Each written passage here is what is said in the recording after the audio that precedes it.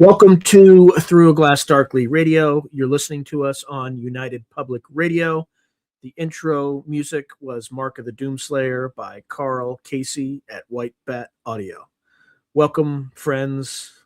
This is the second radio show of 2026, and what a crazy year it has been thus far. In the first 10 days of the year, there is an ongoing revolution in Iran.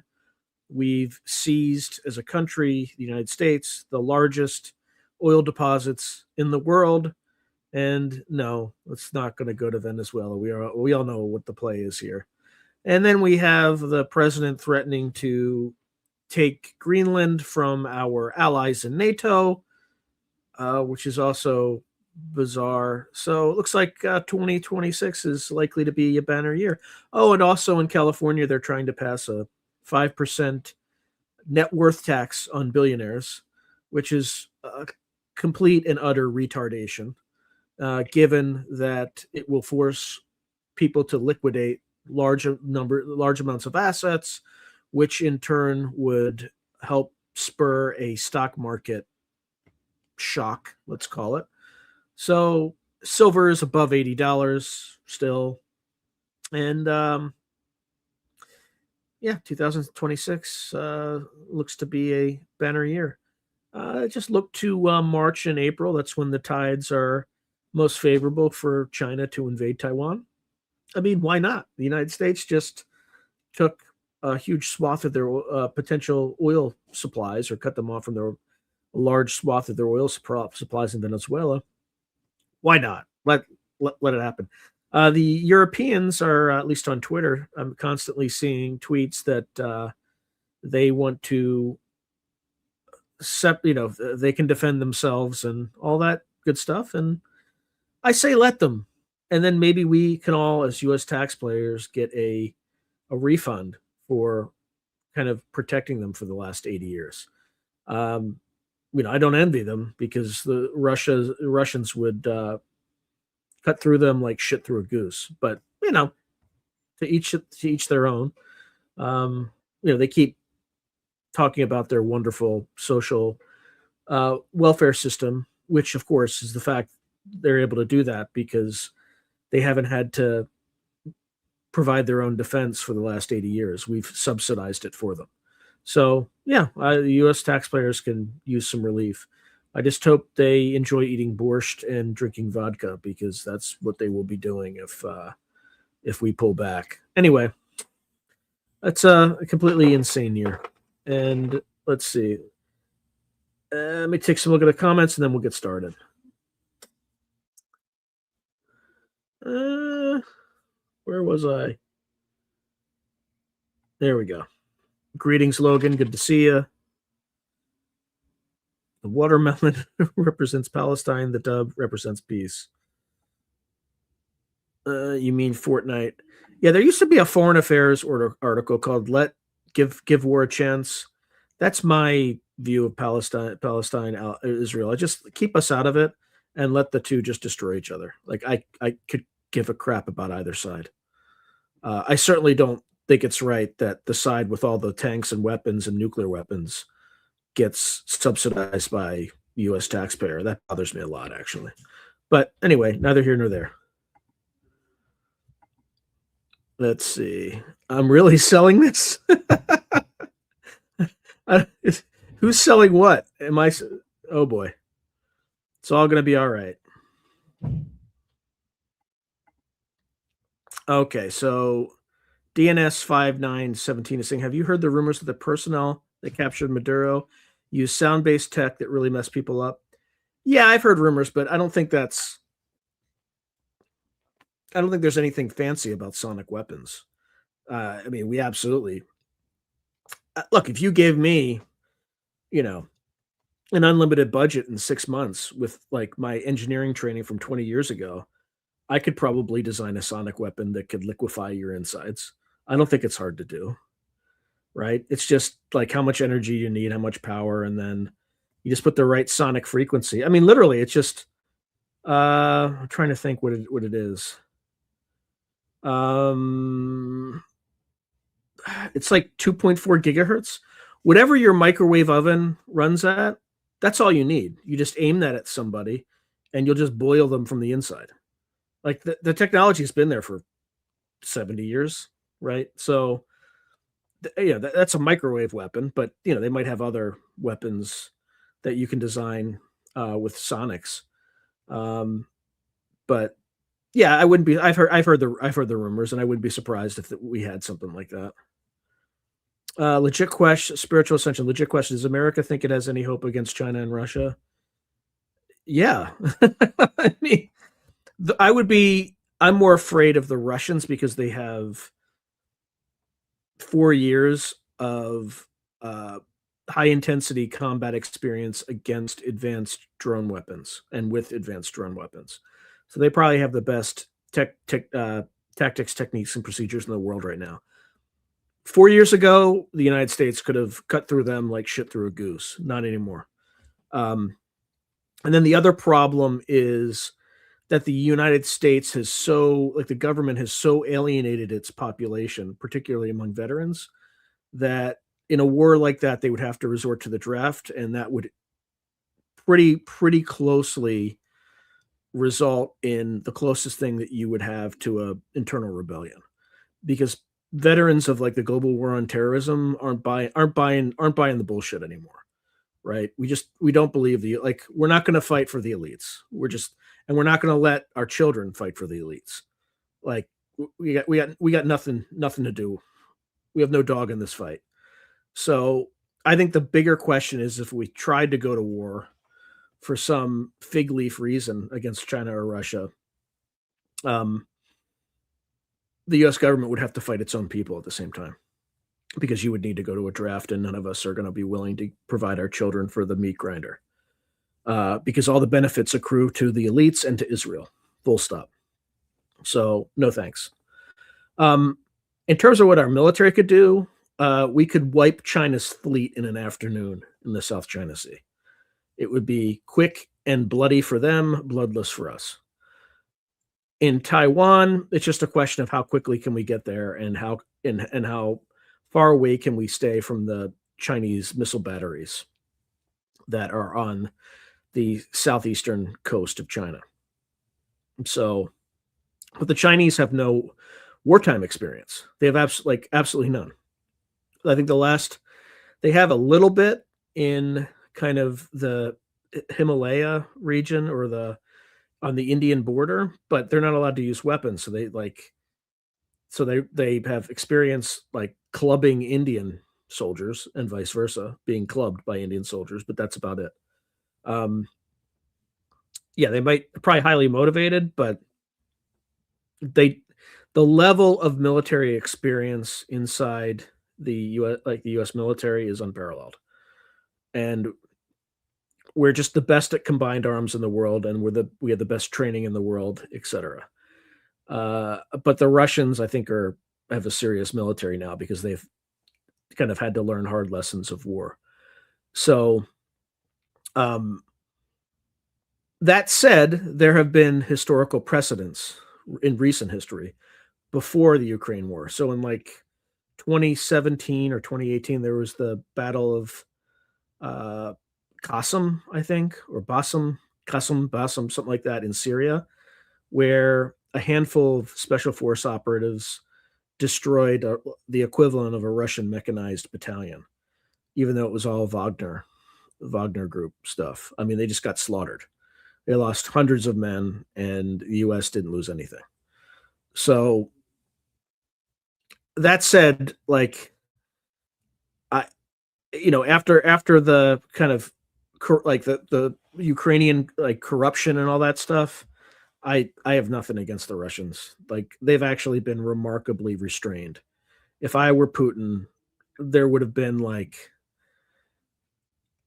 plausibly deniable attacks on U.S. infrastructure by now, if there haven't already. I mean, there have been a bunch of ammunition plants that have gone up in flames, but like, he's been pretty restrained and responsible. We have not been. So, because we have a bunch of amateurs running our foreign policy establishment now. It's not like back in the days of Ash Carter, like, who was my thesis advisor, right? We have people like Hegseth, who, is rocking Christian tattoos and has absolutely no policy experience whatsoever. He's a talking head on Fox News Network. So, and the guy before him was a 1020 from the U.S. military. So, which 1020 is basically a affirmative action promote. Because I know people who worked with him, and he was dumb as shit, based on someone I know who worked closely with him. So, we have one guy who's a pretty boy yes man, and the guy before him was an affirmative action hire. So we haven't had a good Secretary of Defense in the last two administrations at all.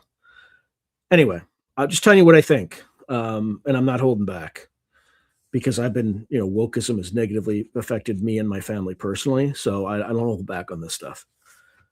Anyway, he was an incompetent. I'll just leave it at that.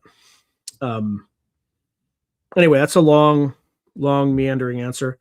The Taiwan problem is if they take Taiwan, it has over 90% of of the world's advanced semiconductor manufacturing foundries. And, during the Biden administration, they passed the CHIPS Act, which was a smart bill to pass. The problem is when the bill passed, they had so much wokeism built into the bill that those plants will never be built because there simply aren't enough minority engineers that have actual degrees to fill these, affirmative action woke kind of positions. So it'll both be impractical and impossible to implement. So smart strategic move, absolutely retarded and stupid implementation. So once again, we shoot ourselves in the foot with wokeism.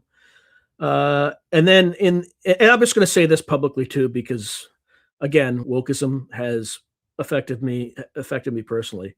The ICE agents in Minnesota, that was an absolute 100% clean kill.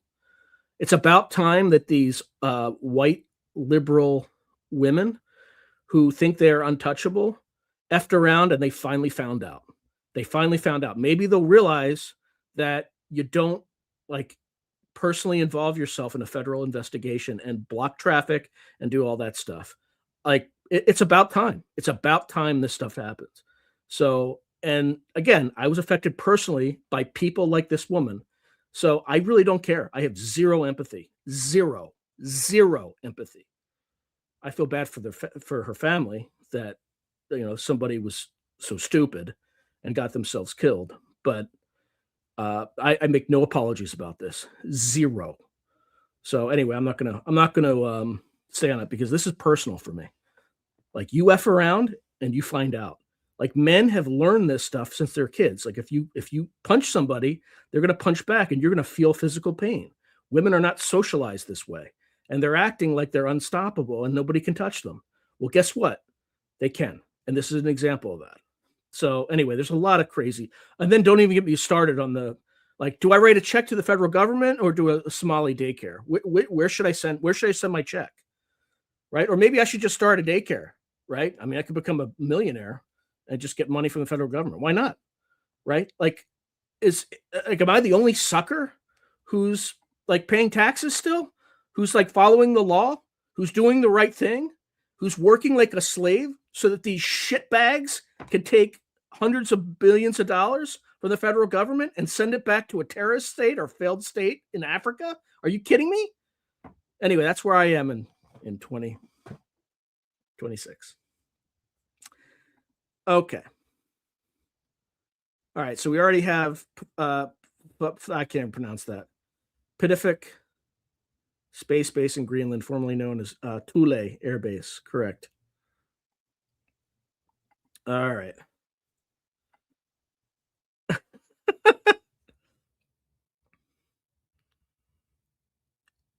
Trump wanting Greenland, I think he's going about it in a completely incompetent, insane way. By the way, speaking of Greenland, Ken Howry, who is the current ambassador of Denmark, okay, was my fraternity brother at Stanford. Just think through that, because this affects, and I'll just leave. I got stories. That's all I'm going to say. I got stories. But just the world is so surreal. right? Like this guy, this failure, I mean, compared to my peers, I got into a fight in high school with the current CEO of Anheuser-Busch, okay? And then was a fraternity brothers with the guy who's currently the ambassador to Denmark, which is related. Denmark, as you all know, owns Greenland. So I don't even know what's going on with his world right now, but good luck with that. But yeah, I think it's insane that Trump is behaving the way he is. I mean, he's threatening an ally. It makes no sense.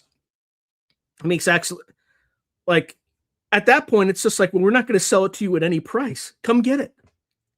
Come get it. And then there's like 51,000 people. It's not like they're going to be welcome us with open arms, right? You're going to have a rebellion there of people who were like your allies. It just doesn't, it makes no sense. It makes zero. But again, Trump was always incompetent from a geopolitical standpoint. I mean, bombing Iran was the first. The reason we had to bomb Iran is because the Israelis were going to run out of Arrow missiles in about 2 weeks. And the Iranians were not running out of ballistic missiles. So Tel Aviv would have been destroyed. That's the only reason we came in. We didn't destroy their nuclear program because we didn't attack all the targets. But, you know, as always, we're lied to about everything. But for everyone you know, I did my master's thesis on bombing Iran's nuclear program, and my thesis advisor became Obama's Secretary of Defense. So I know what I'm talking about. We did not destroy their nuclear program. Okay? Like it's just it's a bold lie. The good thing about Trump though is like he's lying. Like he's like what's the word for it? He's transparently lying. Where everybody else tries to cover their lies, he just lies like it's water. So anyway, do I think anything good would happen with that? No, nothing good will happen with that. And by the way, nothing that's going to happen with Venezuela. The initial attack was brilliant, like wonderful, but who's in charge now? We're not in charge. We have no boots on the ground. So if you can't enforce your authority, then you're not in charge. So who is? Who the hell's in charge? That's where they kind of maybe they have like a hit. Maybe the CIA has a hidden plan where they're bribing people and doing all that. I hope so, because if they don't, like that's another disaster waiting to happen. That's another like famine that could happen. So we'll see. Okay, do you want me to leave here too, Spirit? I don't know what you mean. Oh, okay. Don't address me. Cowabunga. Edwin Rivera, the one that got away. God, it's like 20 minutes in. I haven't even started. I have like a huge script too, man. Hey, Spider Bite. 5th gen effery. Full on, gloves off. Yeah, it's remember when defend someone who wishes to harm kids. Missing time. Remember when someone defended. I don't know what that means. Sean, Sonic Reducer Darkly. Okay, you will have to be more specific which control system because there are a ton of them. Hope all's well. Thank you, Pix. Yeah, yeah. I'm just going to talk about the UFO one. We need to build a low frequency device to put out bushfire. Bro, that's a very regimented army. Forgot to add that apparently it wasn't just physical damage. Some people reported hearing voices and hallucination, real voice of God stuff. I can tell you how to do that now. It's just it's infrasonics, right? So if like the sound wave frequencies below 20,000 hertz, or I think it's 2,000 hertz. So the humans can hear generally between 2,000 and 20,000 hertz, and they can't hear anything frequencies below and above that. But infrasonics, if that's why people will see things and hallucinate near like oceans. So if you look down at Big Sur, they'll see that that what are they called? Now I can't remember what they're called, but there's like these people, these shadows, like these 10-foot shadows that they'll see on the hills. And one theory is that people are getting hit with the infrasonic frequencies from the waves, the sound of the waves. So it does cause hallucination. So it's very easy to weaponize that. It's very easy to make a sound device that, again, you could give me, I don't know, 6 months and a minimal budget and I could figure it out. Right? It's not hard. Okay. Okay, well, China has now that can reach our ships at Pearl Harbor. I recently just read that online. Uh, yeah, they just have to be able to target where those weapons are, and if they do that, you know, we have ballistic missiles that can hit Three Gorges Dam, and 600 million Chinese are dead overnight. So, and you don't have to use a nuke at all for that. So they could try, but it's going to have to be very calibrated on either side. Okay, missing. Are you okay? I was talking to Sean. I think he's. Oh boy. L eats. Interesting. Good point, Spider. Okay.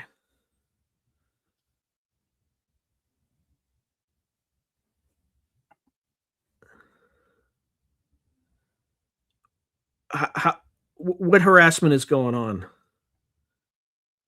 I'm like, I'm serious. It's an honest question. I didn't. I think it. I didn't see anything that seemed to jump out, but maybe I'm missing it. Uh. Oh, you were called a guys. Just cut it out. I mean, let's. We're all mature adults. I didn't even notice that there was a thing going on, but let's just be adults.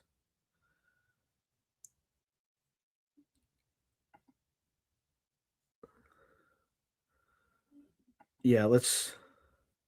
All right. So General Eisenhower was right about congressional military industrial complex. Yeah, let's just be friendly. It seems to me that there's just messages passing and people are just reading into them, but I could be wrong. It's just I don't know what's going on. I'm completely foolish.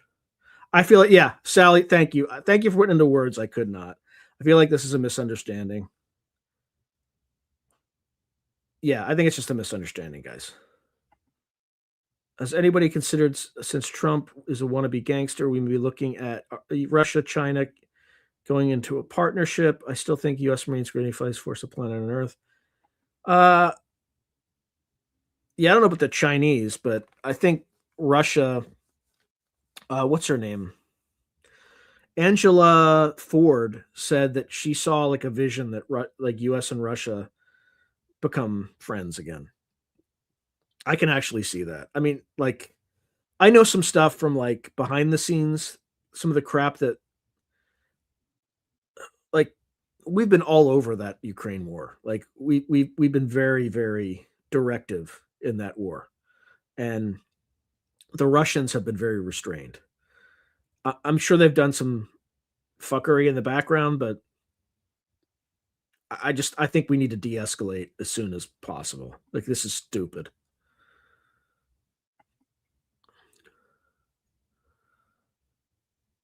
They've been restrained against the U.S.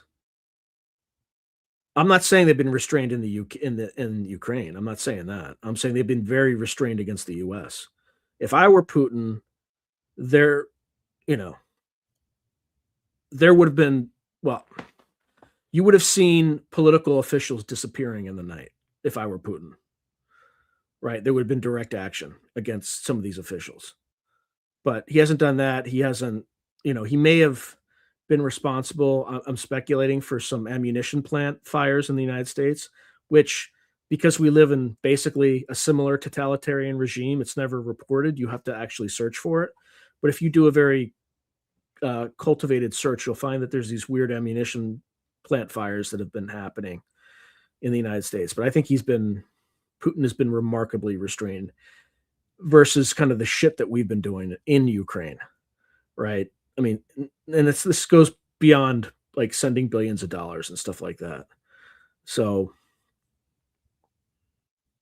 I mean, first of all, we caused the revolution there in 2014. The CIA did.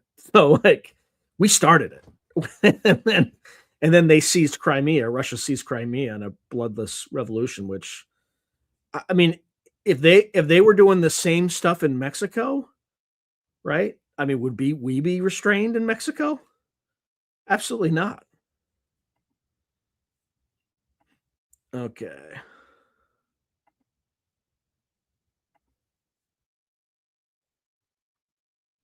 Oh boy.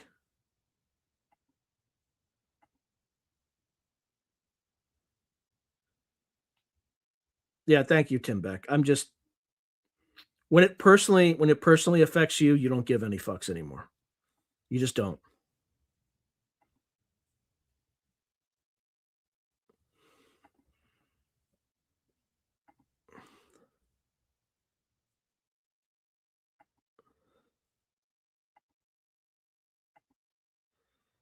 Okay.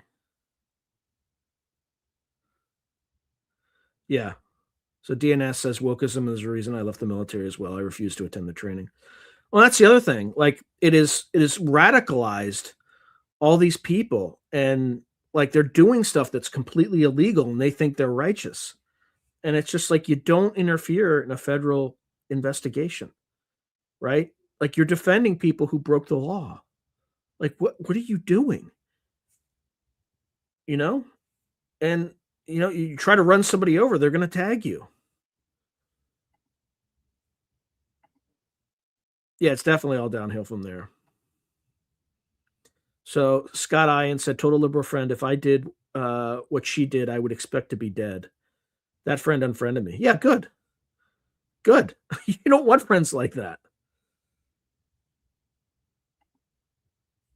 Yep, every action has an. Yep, that's right.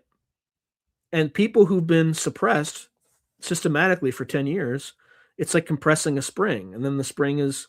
Look, I used to be slightly right of center. I'm far right now, and I had an experience at a workplace setting that made me that way. So yeah, I'm not no apologies anymore. Like I recognize who the enemy is. So, oh guys, stop fighting. Stop fighting.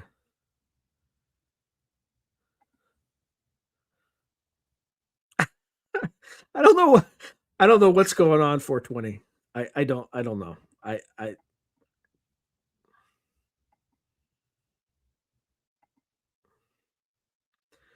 come on guys, stop. Hey, Woo Riders DG writes, "Hey Sean, hope you and all the family are doing great. God bless you all. God bless everyone."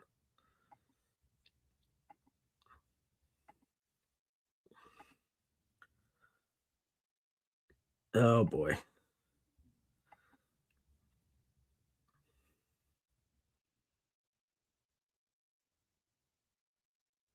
Who took the moderator away? What? Don't get mad at other people. I was the one who took the moderator away. You can be mad at me. Who was I don't even know who the moderator was.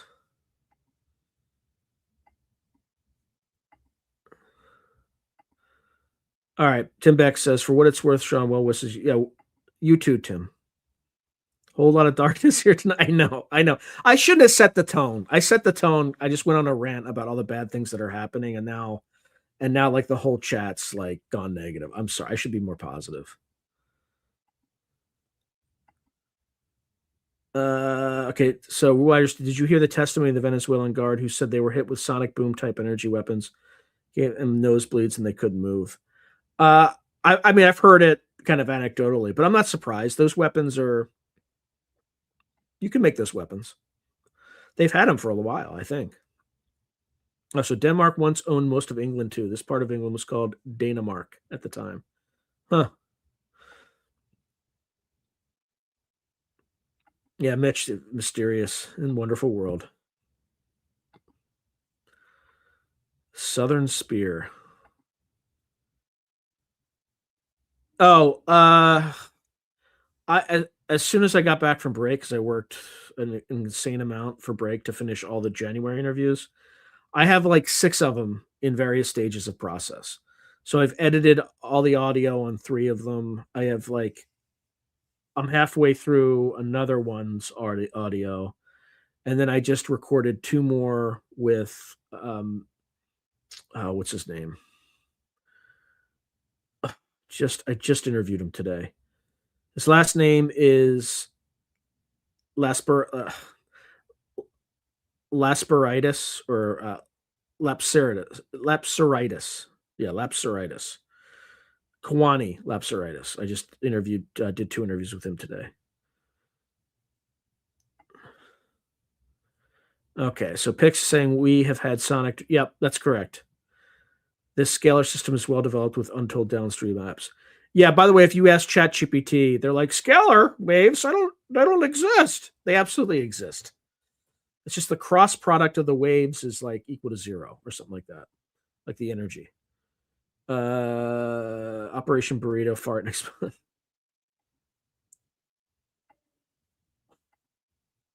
Don't remove it. Yeah, I don't. Yeah, yeah. Just be kind to each other. No ad hominems, please. Yes. Did I give any? Did I do any ad hominems? If I did, I'm sorry. That's bad, bad, bad argumentation. Solite expat. Oh, come on. Let's not be fighting. This is our place to relax. Yes. Like, God, I have so much in the script. I might not even get through it. Okay, for sure. Tim Beck saw a White House briefing with Donald Rumsfeld where he was asked about direct energy weapons. He responded saying they were early stages of interesting. Russia asked, yeah, they did. Russia absolutely has to be part of NATO in the Clinton administration. I think it was in 1994, actually.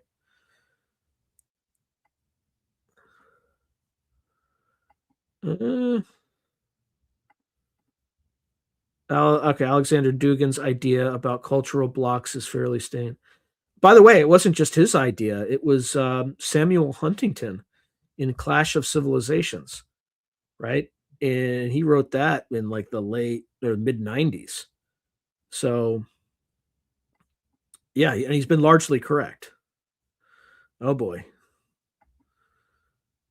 Okay, so Woo Riders, did you question Sean could have already ended Ukraine conflict? Why are they dragging it out, or Russia's not a superpower anymore?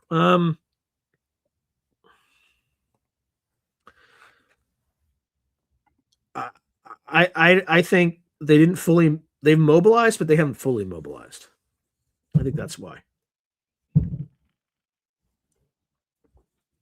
Plus, Ukraine is getting like free satellite imagery and coaching from the United States military. According to U.S. generals, Putin has been restrained. Yeah, absolutely. Yeah.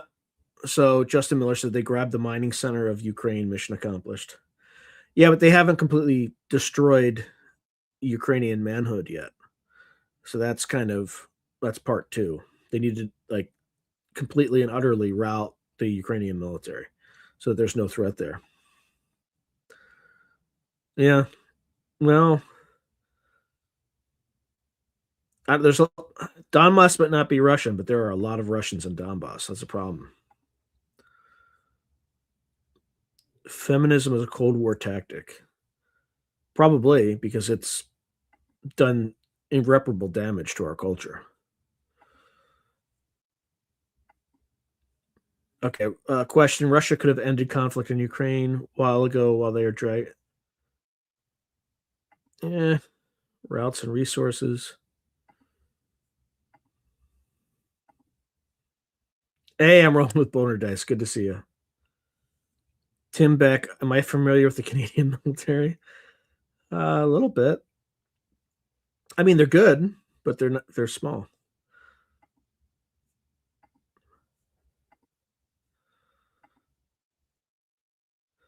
Okay, where do you get that she tried to run him over? He was ready to shoot as soon as he put his phone in the other hand and got in front of her vehicle. Seems they're trained to give themselves excuses.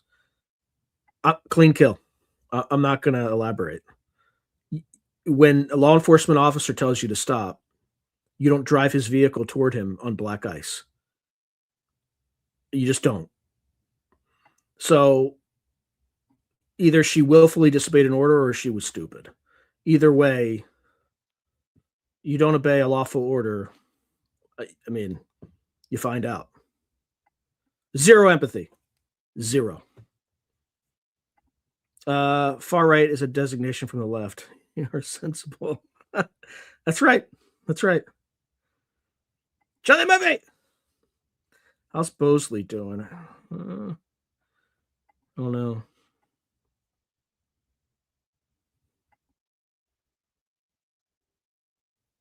Yeah, but they personally targeted my family. So I really like I'm not gonna I'm trying not to say anymore because it'll Because it might go beyond lack of empathy.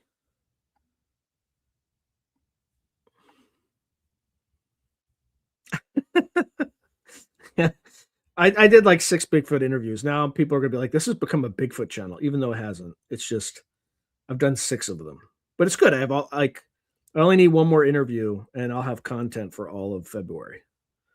So Canada enlisted government workers 6 weeks training to fill the gaps, 25% employment in government and government contracts. Bigfoot Winfrey, I presume. Uh Philip Blair says, I'm anti woke, but I'm not far right. Look up interviews Norman Finkelstein gave for his anti woke book.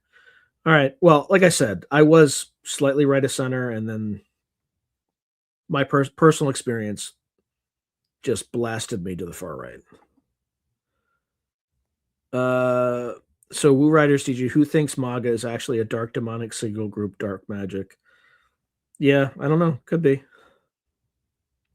Yeah, he's a good dude. Kwani's a good dude.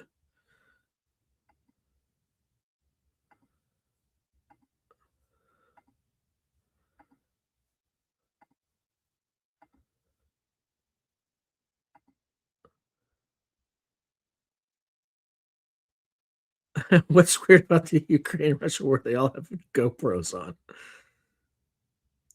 Okay, so DNS is saying, I think this year is the year we start to see ridiculous sci-fi level weapons and used very publicly, but just a buzz. No, I think you're probably right because all this stuff is escalating.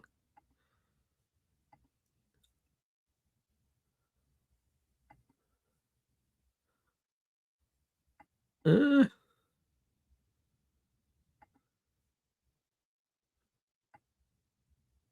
are there a lot of Bigfoot encrypted channels out there? I haven't really.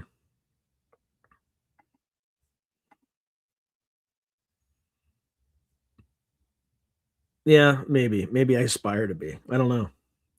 Logan Clark writes, you aren't far right, Sean. As someone with the opposite side of your empathy, I appreciate wholly and passionately your exposition. I find it so necessary and refreshing. I appreciate that, Stu of Matt. All right. So Tim DNS, I wouldn't bet against you. All right. Oh my God. It's like we're 40 minutes in. I gotta read fast. So my apologies in advance. But okay, a few quick things before I get going. Number one, if you are subscribed and you think you're subscribed, please check because YouTube unsubscribes people. YouTube will tell you they don't do that, but months of counterexamples have proven that that's exactly what they do. So please double check. And then if you've watched a lot of things, you like what you see, I would really appreciate subscription. You know, to subscribe, it doesn't cost you anything, et cetera, et cetera. Second point, once I start reading, I generate these scripts using AI. I come up with the topics, but you know, this is the only part of my channel where I'm reading something generated from AI. Everything else is organic and this and that. But for people who don't like that, I totally understand. But I think they would hate it even more if I just did it and acted like I was, you know, writing all this stuff myself. I just simply don't have time, people. I work 100 hours a week, multiple different things.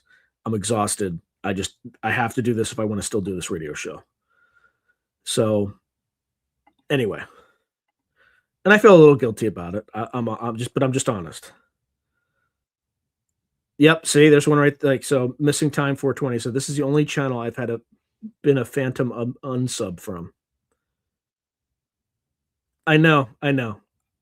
I'll allow it because I'm using this fancy camera. So okay, all right. I got to get started. So here we go. The control system in UFO phenomenological lore. Introduction. UFOs and related anomalous encounters have long challenged conventional explanations beyond the popular extraterrestrial visitors narrative. Some ufologists and thinkers propose a more elusive, systematic intelligence at work behind UFO phenomenon. One influential idea is that of a control system, famously associated with researcher Jacques Vallée's speculative theory that UFO manifestations are part of a program manipulating human consciousness and culture. Well, I'm reading fast, people, but I literally have like 30 pages to read. Rather than literal spacecraft from other planets, these encounters might serve as stage events or symbols engineered by a non-human agency to guide or perturb humanity's development. This paper explores the control system hypothesis in depth, situating it within historical, philosophical, socio-cultural, and psychological context. We will examine Vallee's framework and its parallels in John A. Keel's ultra-terrestrial hypothesis, discuss the role of media and collective perception in shaping anomalous experiences, draw links to ideas like the simulation hypothesis and Jungian archetypes, and consider historical precedents from folklore, religion, and demonology that mirror modern UFO lore. The aim is a nuanced, critical synthesis of these ideas rather than sensationalism, assessing how the control system concept challenges our understanding of reality and the UFO enigma. This inquiry is speculative and interdisciplinary. We draw upon ufological literature, analytical psychology, cultural theory, and comparative folklore to trace patterns, suggesting a purposeful program behind UFO phenomena. Key texts by Jacques Vallée, John Keel, Carl Jung, Terence McKenna, and others are referenced to anchor the discussion. Short thematic sections will develop facets of the control system idea, its origin in UFO studies, its cultural and psychological implications, and its echoes in mythic or religious narratives. While evidence for such a control system remains circumstantial and controversial, exploring it yields valuable insights into how humans interpret the unknown. By examining UFO lore through multiple lenses, we can better understand why these phenomena have been described as a mirror for our beliefs and a catalyst for a paradigm shift in thought. Duncan, powered by Duncan. By the way, I don't have to check the block YouTube because Duncan's not paying me anything. This paper proceeds as follows. Section 1 introduces Jacques Vallée's control system hypothesis and its main claims. Section 2 considers John Keel's related perspective of ultraterrestrials and an occult control mechanism.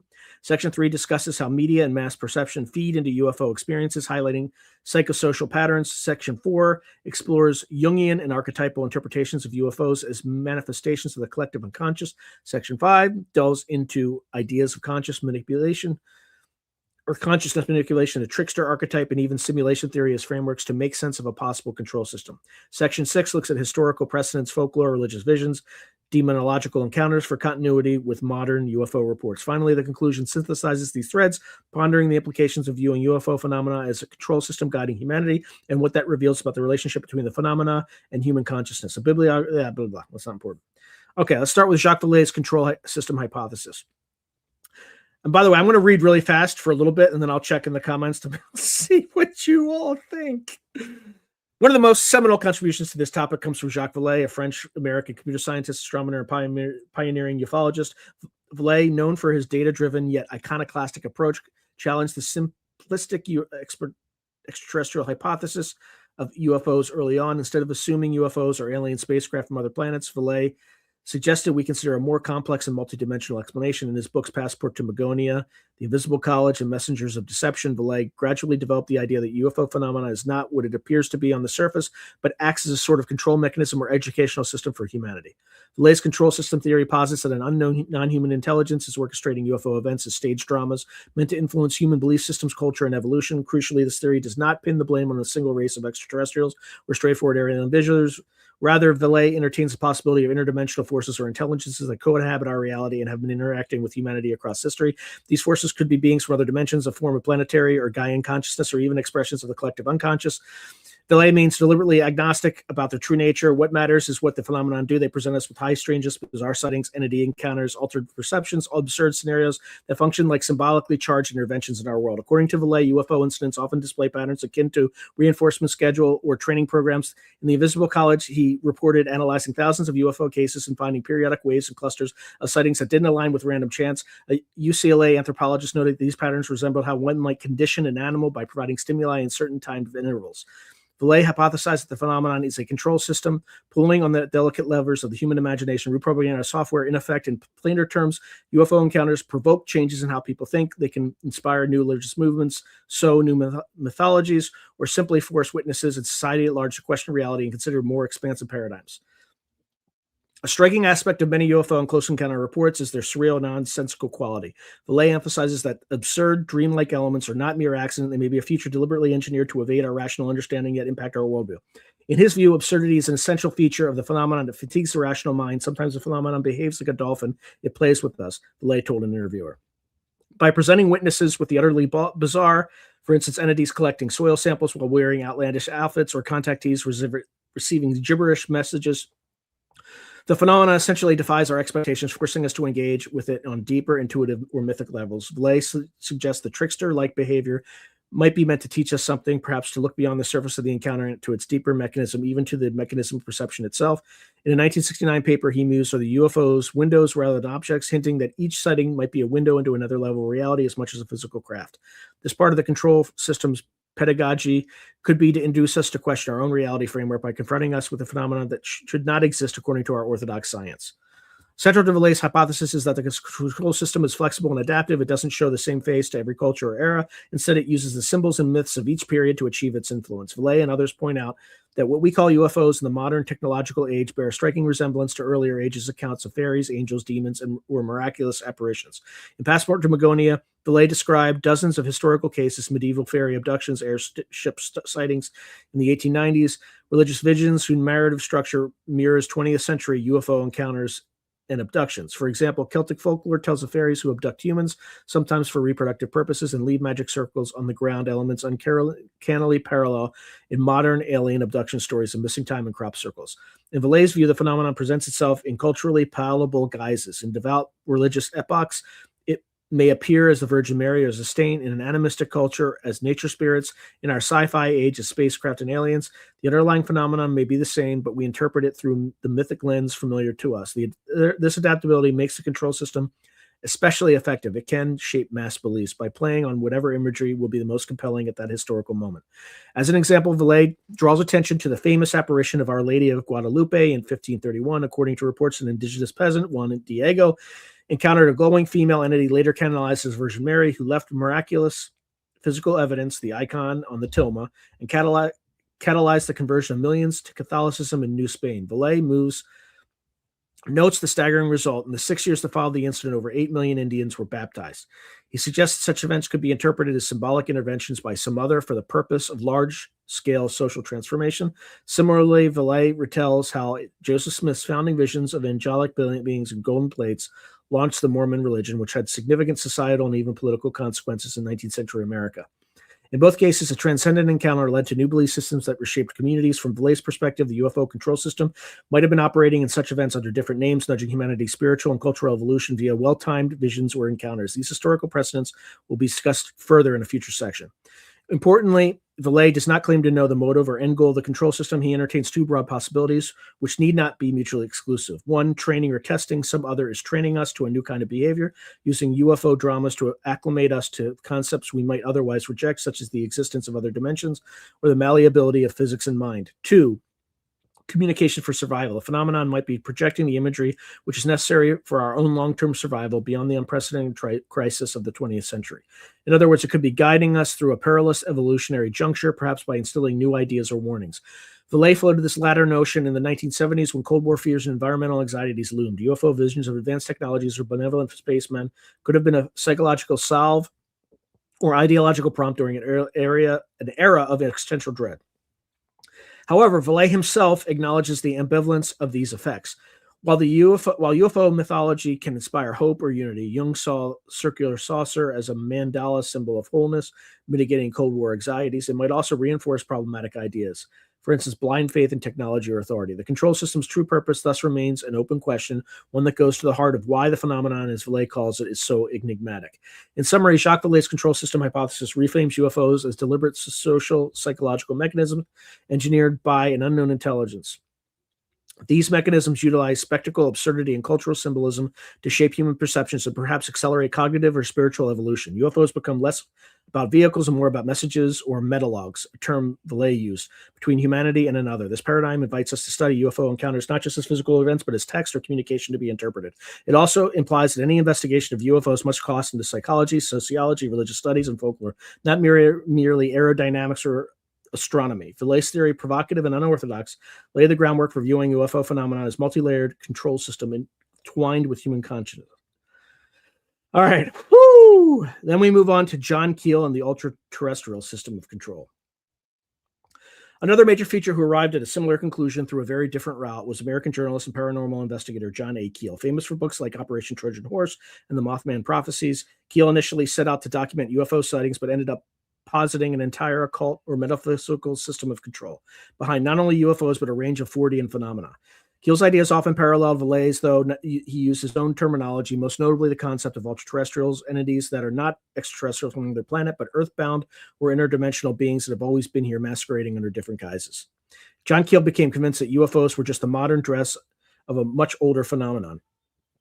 By the late 1960s, after investigating waves of UFO sightings, contactee tales, men in black encounters, and even cryptid sightings, such as Mothman in West Virginia, Keel hypothesized an underlying indefinable and certainly incomprehensible system manipulating these events. He wrote that he believed in an occult or metaphysical system of control that has existed since the dawn of mankind. Much like Vallee, Keel admitted that the exact nature or purpose of the system was unclear to him, but he was certain UFOs were part of it. In other words, flying saucers and alien visitor narratives were seen as surface manifestations of a deeper phenomenon that also gave rise to earlier legends of demons, fairies, monsters, and miraculous apparitions. Keel explicitly borrowed from Charles Fort, the early 20th century collector of anomalies, who half-jokingly speculated that the Earth is a farm and we are someone's property.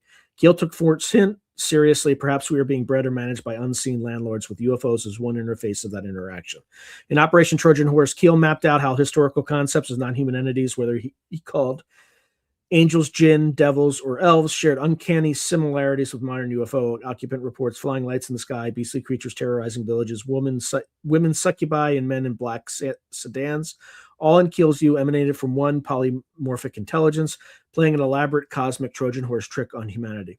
The Trojan horse metaphor signifies deception. The phenomenon presents itself as benign, or at least comprehensible within our belief system, for instance, as space aliens during the space age, but conceal their true source and agenda. Keel noted that deception was a recurring theme in UFO and paranormal encounters. Contactees in the 1950s were often fed false prophecies or absurd claims by the supposed Space Brothers. In his Mothman Prophecies investigation, Keel himself received mysterious phone messages from entities claiming to be aliens, which led him on wild goose chases and predicted events that did not occur. The tricksterish behavior convinced him that misdirection and manipulation were core tactics of the controlling intelligences. Keel introduced the term ultra-terrestrials to describe the intelligence behind the curtain. He chose the word to avoid the conventional assumptions of extraterrestrial, which implies physical ET beings from another star, and also to sidestep religious terms like spirits or demons, though he acknowledged the overlap. Ultra-terrestrials in Keel's usage were superior non-human entities indigenous to Earth or its hidden dimensions. They might coexist unseen, perhaps in a parallel reality or at a different frequency, which he called the superspectrum, as Keel speculated in his 1975 book, The Eighth Tower. These beings could project illusions and manipulate human perception to disguise themselves in whatever form worked best. Thus, in earlier centuries, they played the role of pagan gods or legendary creatures. In modern times, they don the mask of extraterrestrial visitors because that is what our culture can imagine. The ultra-terrestrial hypothesis essentially extends Vallee's interdimensional control system with a slightly more ominous twist. Keel often suggested the intelligences might be exploitative or even parasitic, feeding off human fear or gullibility. He wrote, for instance, that human beliefs and folklore might be the product of deliberate seeding by the system, keeping us confused and unaware of the true nature of reality. Despite the dark tone, Keel's contribution was profoundly influential. He firmly planted the idea that UFOs are part of a larger planetary mystery, a puzzle that transcends nuts and bolts spacecraft narratives. As one scholarly analysis notes, the idea of a control system was the basis for Keel's ultra-terrestrial hypothesis, his most enduring contribution to the UFO controversy. Interestingly, Keel at times downplayed his own theory in later years, cautioning researchers not to take it too seriously. Friends have recounted that Keel could be a trickster himself. He enjoyed weaving outrageous ideas and wasn't always transparent about his true beliefs. Nonetheless, the consistency of patterns he identified, bridging UFOs, ghost lights, creature sightings, psychic phenomena, and the presence of deception and absurdity throughout, reinforced for many that a unified intelligence was stage managing the theater of the strange. Keel's ultra-terrestrial control system inevitably invites the age-old questions: are these influences good, evil, or neutral? On this, opinions diverge. Keel personally leaned toward a suspicious, if not outright hostile, view of the phenomenon. He spoke of the Trojan horse, entitled one chapter, The Gods of Eden, implying meddling in human affairs with possibly self-serving motives. He also noted how so many so-called alien encounters had a demonic flavor involving terror, paralysis, sexual assaults, and lies, hallmarks of historical demonology. Indeed, Keel quipped that UFOs could be demonic and alien at the same time. If one allows that our ancestors' demons might have been ultra-terrestrials all along. This line of thought resonated especially with some evangelical Christian writers who seized on Keel's ideas to outright equate UFO beings with demons in Satan's service. For example, certain Christian ufologists interpret alien abductions as literal demonic possessions or spiritual attacks, and UFOs as deceptive signs and wonders predicted in apocalyptic scripture. Keel himself did not frame it in strictly Christian terms, but he acknowledged the overlap. For some evangelical Christians and proponents of UFO-related conspiracy theories, ultra-terrestrials are shorthand for demons controlled by Satan. On the other hand, some researchers and experiencers view the controlling intelligence in a more positive or educative light. akin to Vallet's more optimistic hint that it could be preparing us for long-term survival. This more benign interpretation sees the control system as a necessary cosmic teacher or trickster that challenges humanity to grow. Such an idea aligns with deep psychology or shamanic traditions, where a trickster figure causes chaos only to catalyze renewal and insight. In later section, we will explore the trickster archetype and consciousness aspects in more detail. For Keel, however, any benevolence was deeply ambiguous. As he put it, men have always been aware of this system on different levels and have tried to define and worship it. That's what theology is all about. But ultimately, it remained elusive. John Keel's work, despite its unorthodox and sensational style at times, buttressed the notion that UFOs cannot be understood in isolation. They are one part of a spectrum of anomalies indicating a layer of reality interacting with our own. He urged that investigators study UFOs alongside psychic phenomena, historical miracles, folklore, and even cryptids, because only a synthesis could reveal the meta pattern of control. In effect, Keel is mapping out the psychosocial and paraphysical context in which the control system operates. His legacy in UFO lore is that, like ultra-terrestrial, high strangeness, and superspectrum, are now common when discussing encounters that defy the extraterrestrial hypothesis. The convergence of Keel's and Vallet's independent researches, neither initially aware of the other's full conclusions, is striking. Both concluded that the UFO phenomenon behaves as is orchestrated to influence human consciousness, often through deception and symbolism. This will lead us into the next consideration: how human perception and culture play into the equation. All right. We doing on time? And how am I doing on speed? All right. I'm not even a third of the way through, folks. Need the coffee to read faster. Media, myth, and mass perception. UFOs as a socio-cultural feedback loop. If a cultural system is guiding UFO encounters, it operates in a complex interplay with human perception and culture. This section examines how media narratives, collective imagination, and psychosocial factors shape UFO phenomena, and possibly how the phenomenon in turn shapes our mass perceptions. Far from being a one-way street of aliens imposing visions on passing humans, the relationship may be a feedback loop. Our expectations and myths influence what we report, and genuine anomalies exploit those expectations to reinforce certain beliefs. Researchers who advocate the psychosocial hypothesis argue that many UFO reports can be explained by psychological and social dynamics rather than exotic hardware. They point out a telling observation: the content of UFO sightings and close encounters often tracks pre-existing cultural images and media tropes. For instance, detailed descriptions of flying saucer spacecraft and humanoid alien pilots only became common after those ideas were popularized in mass media around 1947 with Kenneth Arnold. Prior to the famous Kenneth Arnold sighting in June 1947, which coined the term flying saucers, people who saw strange things in the sky described them in very different terms: mystery airships, ghost rockets, etc., depending on the era. Once the news media broadcast Arnold's story of 9 disc-like objects skipping through the air within weeks, reports of flying saucer sightings became a daily occurrence. In summer 1947, the public, primed by headlines, started seeing what they now expected to see. Scholars note that many features of early Cold War UFO reports resembled a host of science fiction tropes from pulp magazines and B movies of the preceding decades. In other words, the collective imagery was set, and reality, or perception, obliged by providing matching experiences. As decades went on, this pattern continued. The emergence of the alien abduction narrative in the 1960s with standardized elements like missing time, medical exams, gray-skinned aliens, etc., occurred in parallel with sci-fi novels, television, and film depicting film depictions of the very motifs. Cases like Betty and Barney Hill's abduction, widely publicized from 1965 onward, became the template, but researchers such as Martin Kottmeyer have shown that how even the Hill case appeared influenced by an episode of a TV show, The Outer Limits, that aired shortly before Barney Hill's hypnotic sessions, an episode featuring an eerily similar bug-eyed alien.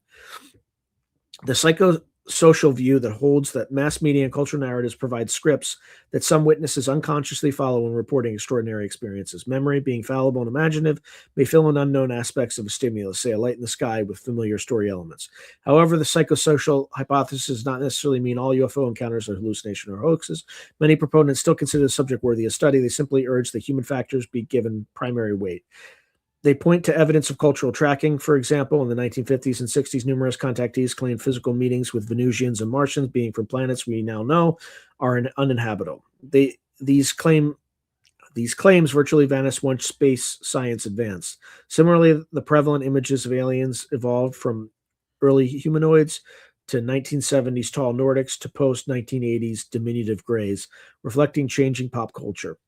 So, for instance, the 1977 movie Close Encounters of the Third Kind and Whitley Strieber's best-selling Communion of 1987 both imprinted the gray alien archetype. Such historical shifts in reported aliens indicate that witnesses are not interacting with a fixed, objective race of beings. Instead, the encounters seem partly molded by contemporary ideas and myths. From a control system perspective, one can interpret this in a few ways. Skeptically, one might say the control system is merely our own myth-making faculty at work. UFOs are modern folklore or visionary experiences that respond to psychological needs. Jung took a stance like this, calling UFOs a modern myth expressing collective hopes and fears. We return to Jung in the later section.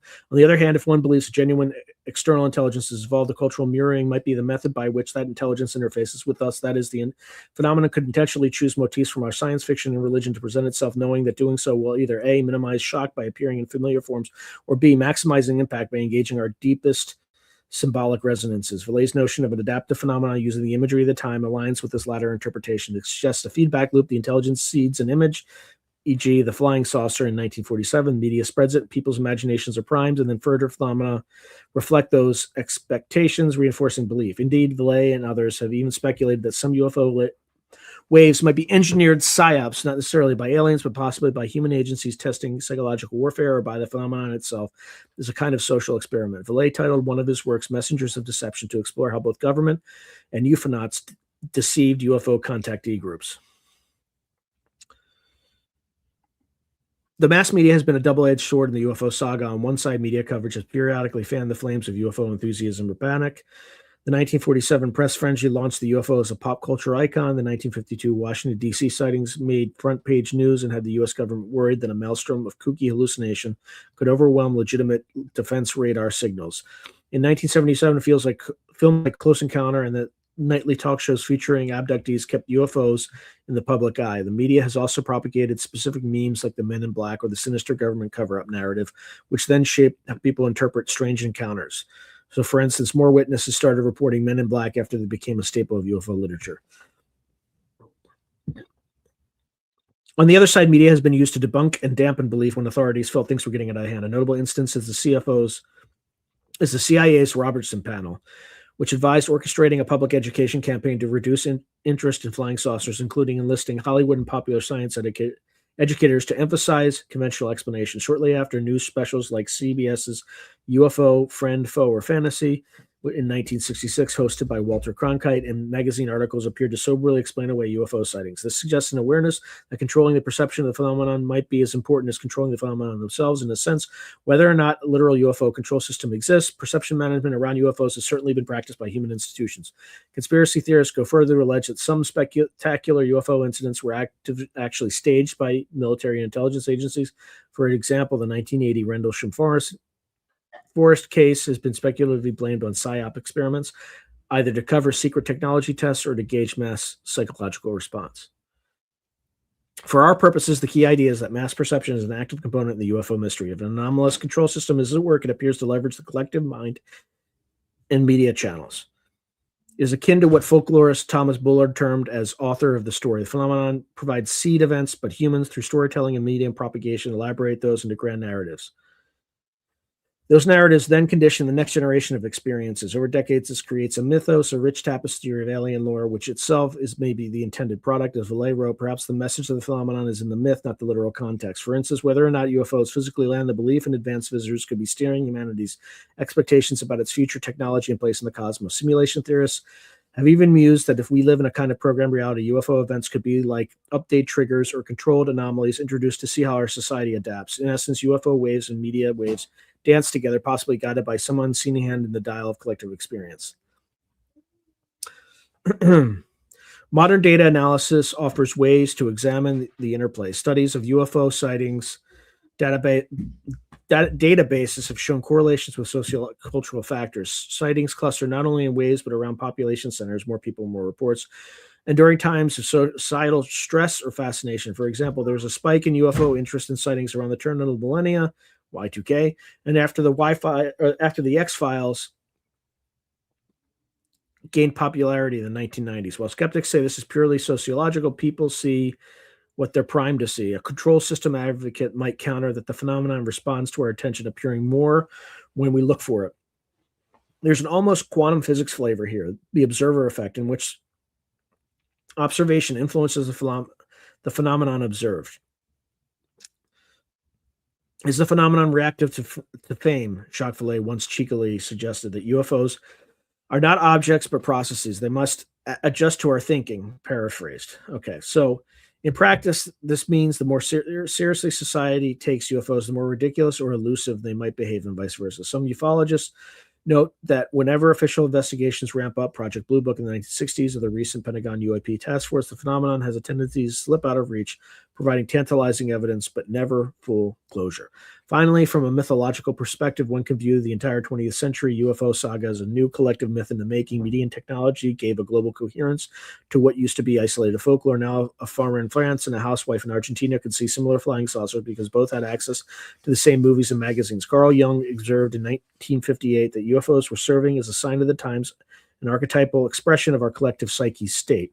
The Cold War era needed a symbol of unity and salvation, hence mandala-like saucers and benevolent space brothers. The postmodern era grapples with ambiguity and conspiracy, hence inscrutable phenomena and men in black secrecy. The control system, if real, would be intimately entwined with these mythic currents, perhaps even intentionally stimulating them. After all, myths and archetypes strongly influence human behavior. Entire religious and societal norms arise from them. A higher intelligence aiming to steer humanity subtly might well choose myth-making as the vehicle rather than an overt display of power. In this view, mass media is the myth transmission mechanism of today, analogous to tribal oral tradition of old. UFOs have firmly placed themselves in the medium and through it in our collective subconscious. In summary, the role of media and perception suggests that UFO phenomena cannot be treated as isolated objective events. They are interactive experiences co-created by human minds of possibly non-human orchestrators. The control system concept inherently involves the management of belief and awareness, whether one leans toward a skeptical psychosocial model or a literal guiding intelligence. It is clear that UFOs function in the realm of science and stories as much as in physical reality. In the next portion of this podcast, we'll delve deeper into those realms of psyche and symbolism, examining UFOs as archetypal manifestations and probing the idea of consciousness itself being the medium of contact. Oh my God.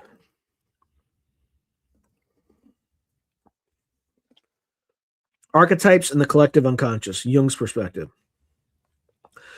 The control system hypothesis intersects intriguingly with analytical psychology, especially the ideas of Carl G. Jung. Jung was one of the first notable intellectuals to examine the UFO phenomena seriously in his essay Flying Saucers, A Modern Myth of Things Seen in the Skies in 1958. Although Jung did not propose a control system per se, he interpreted UFOs as an expression of the collective unconscious, essentially an archetypal message to humanity by humanity's own deep psyche. This angle provides a psychological control mechanism view. Our unconscious minds could be projecting UFO imagery as a way to regulate collective stress or to guide us through societal change. Jung's insights dovetail with Vallee's and Keel's in seeing UFOs not as concrete spacecraft, but as meaningful symbols with a role in human affairs.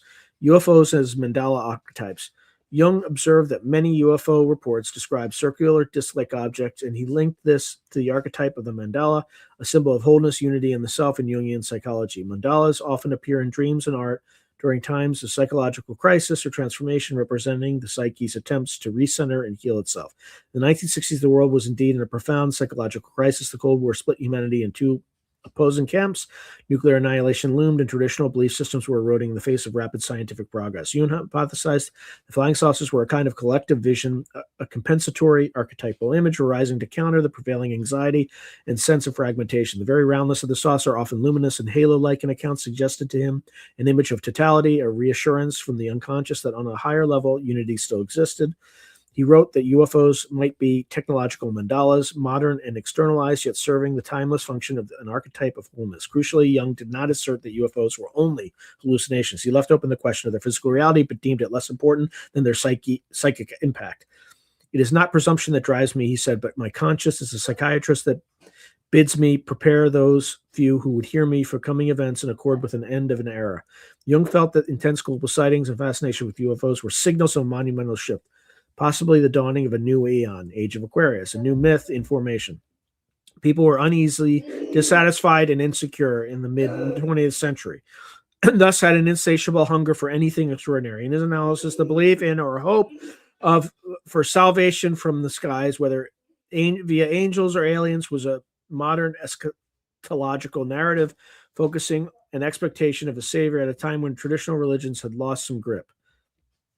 UFOs, in Jung's words, have become a living myth for the post-war world. Not myth as falsehood, but myth as a profound story which collective psychic energies are channeled. How does this relate to a controlled system? One interpretation is that human collective unconscious might itself be the other orchestrating the phenomenon. Vallée considered this possibility. He once mused whether UFOs could be the Jungian collective unconscious projecting imagery necessary for our survival. In this scenario, if humanity is unknowingly projecting UFO manifestations, it acts as a kind of self-regulating psychic system, pushing symbols into the conscious realm, even seemingly physical real ones, to equilibrate our mental state. This is a rather mystical concept, blurring lines between mind and matter, perhaps akin to ideas in parapsychology that the psyche can cause externalized phenomena. For instance, thought forms or tulpas.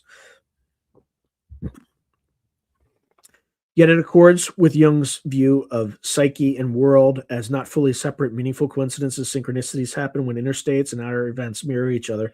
UFO flats could be gland synchronicities where an inner archetypal surge for wholeness, for gods, for change, coincides with appearances of unexplained phenomena in the sky. Ugh. Another way Jung's ideas contribute is by identifying thematic content of UFO experiences that aligns with age-old myths. Apart from mandalas, Jung noted the presence of archetypal figures and narratives. For instance, he analyzed the contact details of the 1950s, in which often a wise, human-looking space brother gives moral guidance as a variant of the hero's journey or visitation by an angelic messenger. The space brother was essentially an angelus interpress, a guide from above, reflecting our yearning for wise intervention in a troubled world. Abduction accounts, which rose to prominence after Jung's time, can be seen through a similar lens. They have parallels with shamanic initiation ordeals or the old incubus-succubus folklore of nighttime spirit visitations.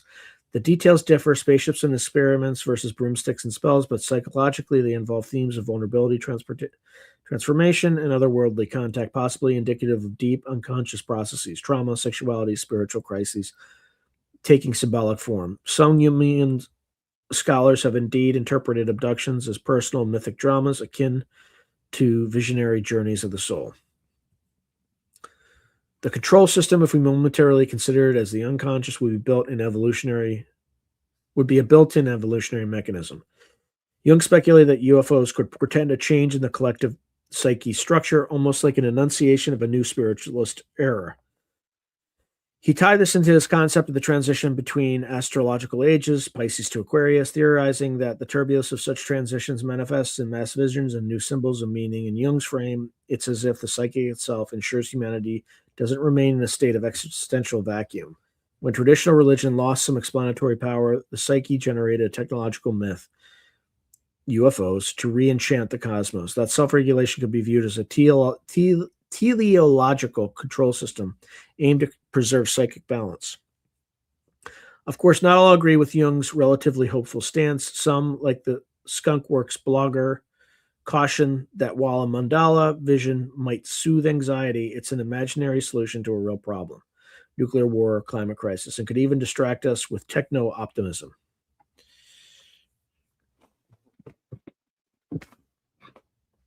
In that sense, if UFOs are a psychological control mechanism, one might ask, are they helping or hindering? Do they spur us to find real solutions or seduce us with fantasies of salvation by others, ETs or angels, or unlimited high-tech fixes? The critical view sees the myth as potentially ideological. For instance, the UFO mythos often portrays advanced technology as benign and limitless, so spacecraft, miraculous energy sources, etc., which might entrench a faith in technological process at the expense of confronting problems grounded in technology's misuse. On the flip side, abduction lore, with its apocalyptic ecological warnings common in abductees' messages since the 1980s,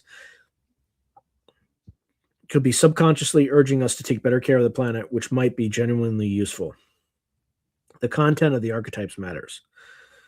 In summary, Jung's perspective infuses the UFO control system's discussion with a deep psychological dimension that suggests that beyond any external intelligences, our own mind might be complicit in creating the phenomenon we witness as a way to communicate archetypal truths or warnings to ourselves. UFOs in this light are like a cosmic Rorschach test. They provide us with the to project meaning, and in deciphering that meaning, we learn about our collective condition. The overlap between Jung's interpretation and Vallée-Keel's is that all see UFO events as purposeful communications more than random happenings. The difference lies in who or what is sending the message. Jung leads toward the sender being us, the collective self. Vallée-Keel lean toward other, non-human intelligence, though they all admit uncertainty. It could, of course, be a combination, a true other using the language of archetypes, as if hacking our unconscious symbolic system to trigger certain responses. Having considered the socio-cultural and depth psychological angles, we now move to an even more speculative frontier, the idea that UFO phenomenon engage with consciousness and reality at a fundamental level, possibly hinting that what we call real is itself a form of controlled illusion. This includes ideas like the simulation hypothesis and the age-old trickster archetype that challenges the boundary between real and unreal. All right.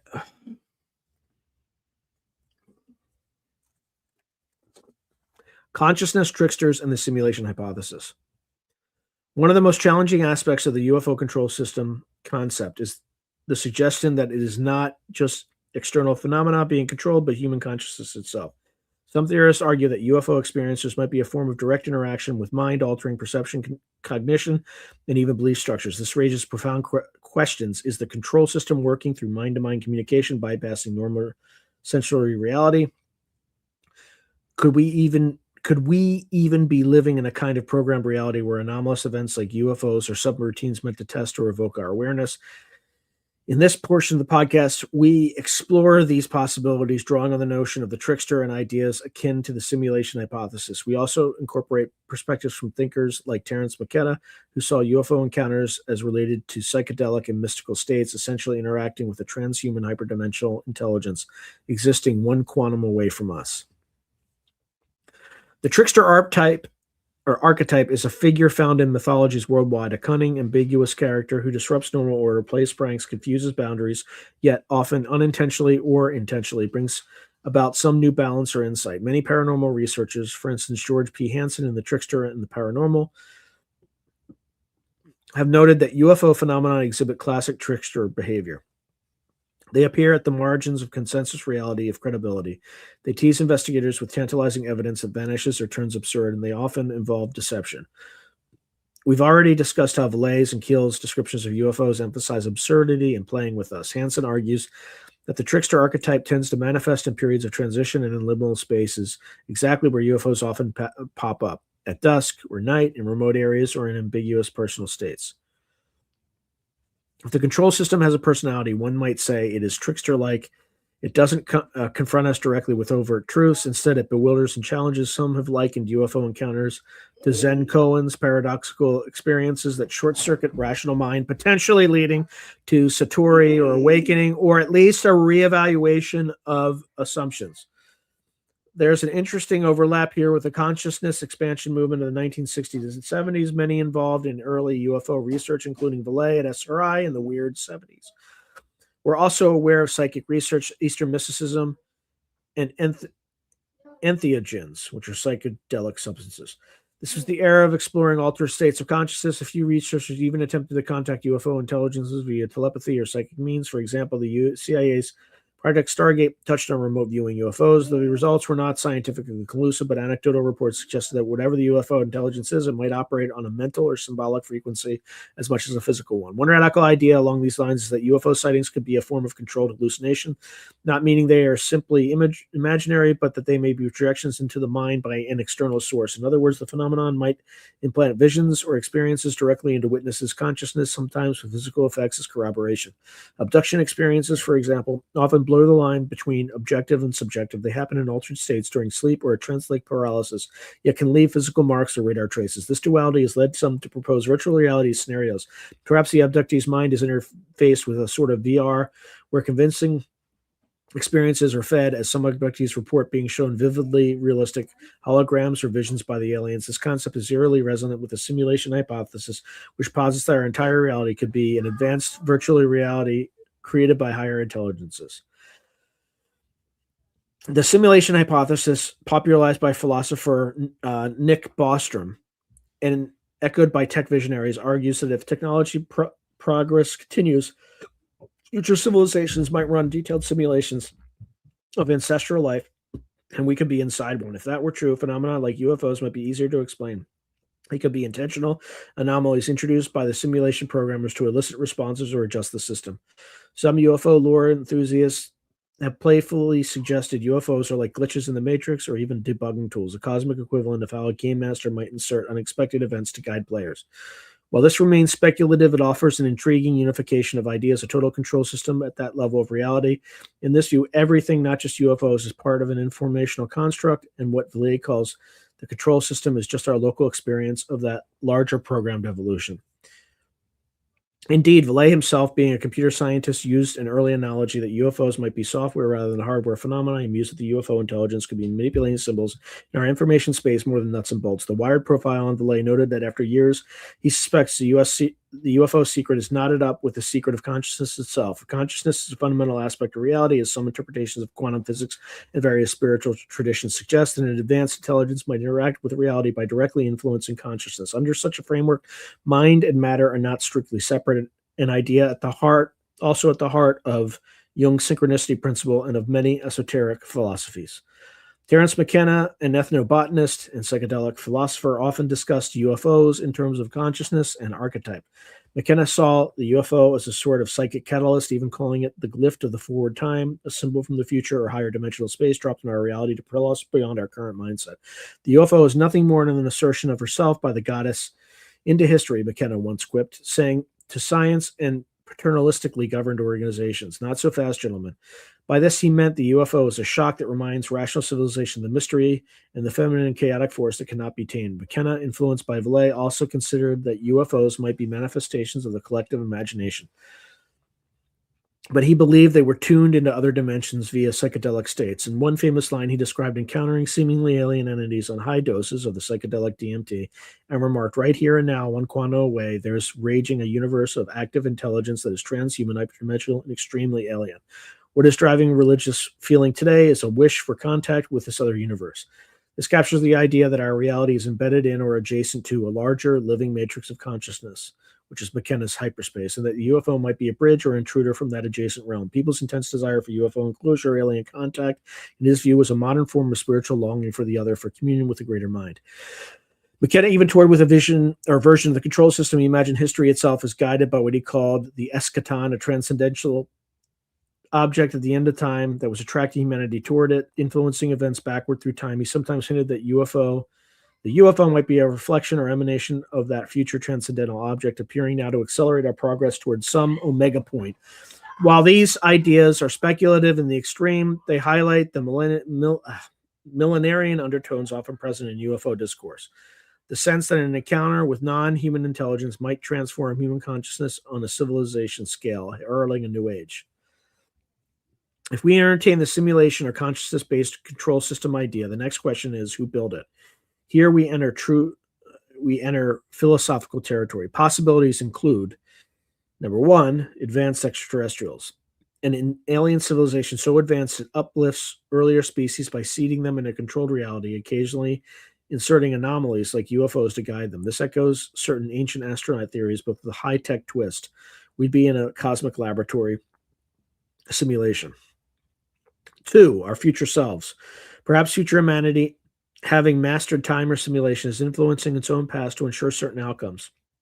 In science fiction and some fringe theories, UFO occupants are sometimes described as time-traveling descendants or future humans pruning their timeline. Three, spiritual entities or deities. One could recast traditional cosmologies, angels, jinn, etc., in simulation terms, entities in higher layers of reality who have admin privileges over our server. This is not far from what mystics of various religions believe, that angels or spirits can intrude into our world to direct human affairs. The control system might simply be a modern, tech-flavored way of talking about providence or fate, except operating through a technological metaphor, programs, illusions, instead of miracles. Then there's the fourth is the universe itself, panpsychism. There's a philosophical idea that the universe has mind-like qualities, sometimes called panpsychism or the Gaia hypothesis, when applied to Earth. Under this, the control system could be an emergent property of reality, striving for balance, and UFOs are like white blood cells responding to cultural pathogens or catalysts for growth. Vallée mentioned even planet Earth, Gaia, as a possible source for UFO control signals. Imagining that the biosphere might generate phenomena to protect or advance itself. For instance, scare humans away from nuclear war by showing terrifying unknowns.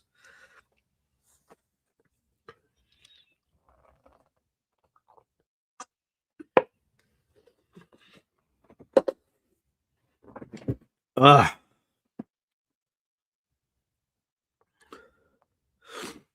At our current level of knowledge, these ideas remain unfalsifiable. However, they serve to broaden the context in which we think about UFOs beyond lights in the sky to questions of what is reality and how does mind relate to matter. The UFO control system lore thus ends up intersecting with the most profound philosophical questions. It is no accident delays recent dialogues like the 2024 Document Journal conversation are with scholars like Jeffrey Kripal, who study consciousness, mysticism, and the limits of science. UFOs have drawn interest from consciousness researchers because any phenomenon that can apparently manipulate perception, space, and time, as many high strangeness cases claim, could hold clues to understanding consciousness itself. For instance, if abduction experiences involve out-of-body or telepathic components, which many do, studying them might inform us about the capabilities of the mind. Some have even linked or likened abductions to NDEs, near-death experiences, or astral projections, suggesting the control system might operate in that liminal state between physical and mental realms.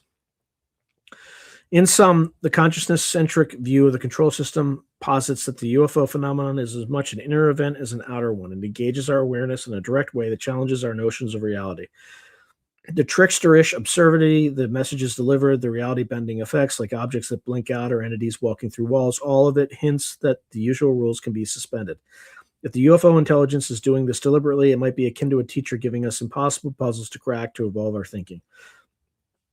Or if we are in a simulation, it could be testing the boundaries of our comprehension, possibly waiting for us to realize the truth of our condition. The theme in some science fiction like the Matrix film, where bizarre experiences alert characters to their simulated reality.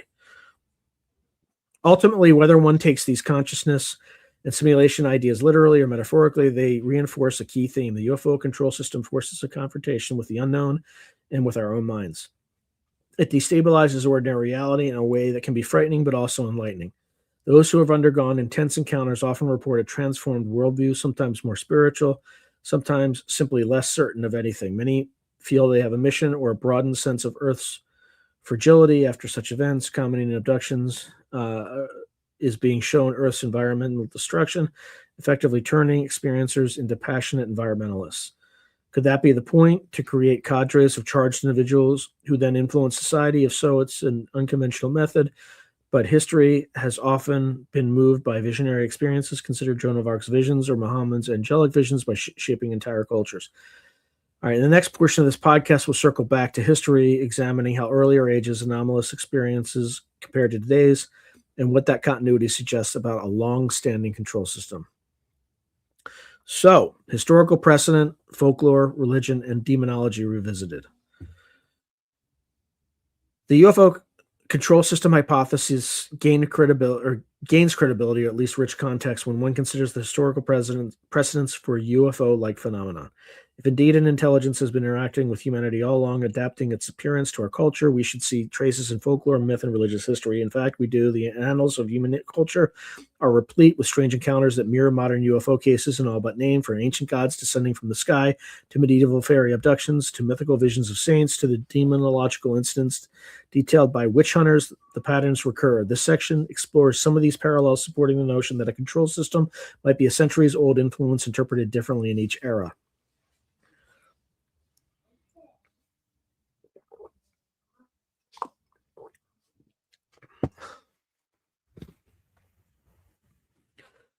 One of the Lay's significant contributions in Passport to Magonia was drawing a parallel line between folklore of the Fae, fairies, elves, etc., and contemporary UFO occupant stories. In European folklore, fairies were often associated with lights in the sky or on the ground, will-o'-the-wisps, dancing lights, leading travelers astray. Fairies could abduct humans, particularly young men or women, sometimes for interbreeding or nursing fairy children, a striking analog to the modern alien abduction motif of genetic sampling and hybrid babies. The time distortion reported by abductee, hours feel like minutes, and vice versa, also appears in fairy tales. Those who visit the fairy realm often return to find decades have passed, though they felt it was an hour. Additionally, folklore describes people being led in circles, fairy rings, and confused, akin to some UFO encounters where witnesses experience disorientation or chasing a light in circles. As cited earlier, Vallée notes Celtic stories of fairies leaving magic circles, scorched rings on the grass, which in the 20th century became known as saucer nests and later tied to crop circle phenomena. Even the physical descriptions can align. Fairies were often depicted as diminutive beings, 3 to 4 feet tall, sometimes with large heads, notably reminiscent of the gray aliens of today, minus the technology. These similarities suggest that perhaps the same phenomenon was involved, interpreted through a pastoral animistic lens and a pseudoscientific lens now. Many episodes from religious history bear UFO-like hallmarks. When re-examined, a famous one is the Fatima apparitions of 1917 in Portugal. 3 children reported visitations by a radiant lady from heaven, and on October 13th, 1917, a crowd of tens of thousands witnessed the so-called miracle of the sun. The sun was seen to spin, change colors, and plummet toward the earth in a zigzag motion, causing fear and awe. Some UFO researchers have noted that this description, a disk of light gyrated in the sky, is not unlike a mass UFO sighting. Indeed, it had occurred in 1977, or had it occurred in 1977, it would have been labeled a UFO. This social effect was enormous. It reinvigorated Catholic faith among the populace and gave rise to a shrine. One could postulate that if a control system wished to deliver a message in 1917, appearing as the Virgin Mary to a peasant Catholic community was the appropriate cultural form, the content of the Fatima message, call to prayer, repentance, a vision of hell, and cryptic prophecies is very different from, say, the Space Brother messages in the 1950s, yet both serve to influence belief and behavior within their milieu. We already discussed the Guadalupe apparition of 1531, which Vallée highlighted. Another historical instance in the Old Testament, the prophets Ezekiel's vision, a fiery flying wheel in the sky accompanied by strange living creatures, has often been anachronistically interpreted as a UFO encounter. While that might be a stretch, it's illustrative that phenomena of lights, wheels, and celestial chariots are common in sacred narratives.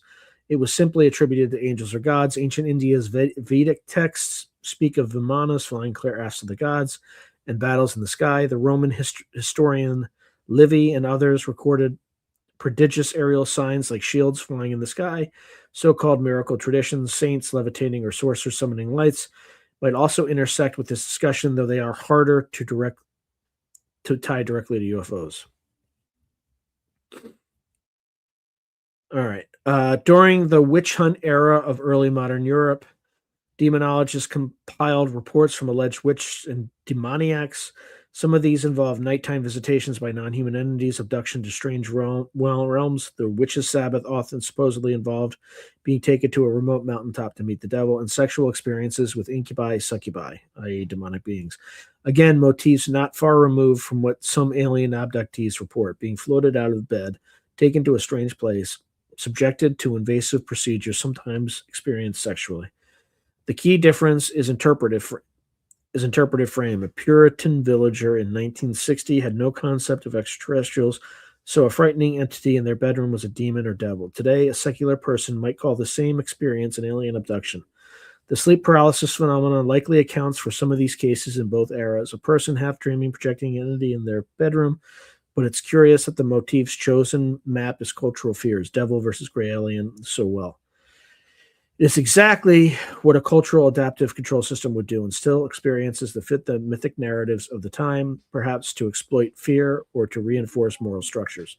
In medieval times, a demon encounter reaffirmed the reality of the devil and the need for piety. In modern times, an alien encounter can similarly alter life direction, causing one to question materialist worldviews or champion environmental causes given by the Space Brothers. If one steps back, one can see the whole span of recorded strange phenomena as a kind of long-running influence campaign. A skeptical interpretation might say humans create these narratives themselves during social stress. So, for instance, waves of witch panics, or the dancing mania of the Middle Ages, or 19th century spiritualist seances, etc., are human psychological flukes. The control system view, conversely, might say a single intelligence used different ops at different times. In pagan times, as appearing as gods and nymphs. In Christian times, as angels or demons, depending on desired effect. In New Age times, as Pleiadian star family, and so on. Each manifestation could be seen as nudging the society's development. This is reminiscent of ideas like John Keel's Council of Seven from Our Haunted Planet or Arthur C. Clarke's Childhood's End. where aliens posed as the devil to ultimately guide humanity. Clarke's fiction interestingly had aliens known as overlords who had a policy of appearing as the human image of Satan to fulfill ancient images, a twist on adaptive appearances. Vallée often emphasizes that whatever the phenomenon is, it's likely been with us throughout history. This continuity is an argument against the extraterrestrial hypothesis that aliens only started visiting in 1947, and for something more entrenched in our reality, be it Earth-based or interdimensional. The pre-modern UFO sightings, compiled in Wonders in the Sky, show that people saw airships and globes of light long before human flight and encountered humanoid figures associated with them. For example, a German broadsheet from 1561 depicts a mass sighting of many colored orbs and cylindrical objects over Nuremberg, essentially a UFO flap, interpreted then as a divine omen or atmospheric wonder. Such cases suggest that the appearances of strange aerial phenomenon is not new, only our interpretation and framing changed.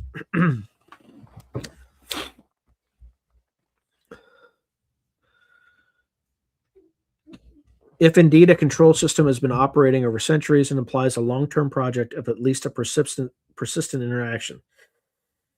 This opens daunting questions. Are the intelligence's goals patient and gradual? So, for instance, slowly nudging us towards some spiritual maturation over millennia, or is it simply that the Earth is a stage where recurrent drama is paid with each culture? Perhaps each era's paradigm, mythic, religious, scientific, is tested and prodded by these anomalies until it breaks and transforms. For instance, in the Age of Faith, anomalous experiences often reinforced faith, miracles of saints, etc. But by also causing witch scares, they contributed to discrediting medieval superstition, ushering in their Age of Reason. Then in the Age of Reason and Enlightenment, anomalous sightings like mysterious airships or Mesmer's trance phenomena challenged rigid rationalism, contributing to the Romanic mystical revival. In the 20th century, just as secular materialism seemed poised to dismiss spiritual questions entirely, along came UFOs. Not enough to prove anything to the scientific establishment, but enough to intrigue millions of lay people with the possibility of other intelligences and dimensions. In effect, the phenomenon keeps poking holes in our intellectual complacency, a rather beneficial function if the aim is to keep us seeking, wondering, and not too arrogant about what we think we know. Conversely, one could see it as simply exploitation. Earlier demonization experiences often played on people's fears and led to social strife, i.e. witch trials. Some UFO waves have also induced panic or at least distraction.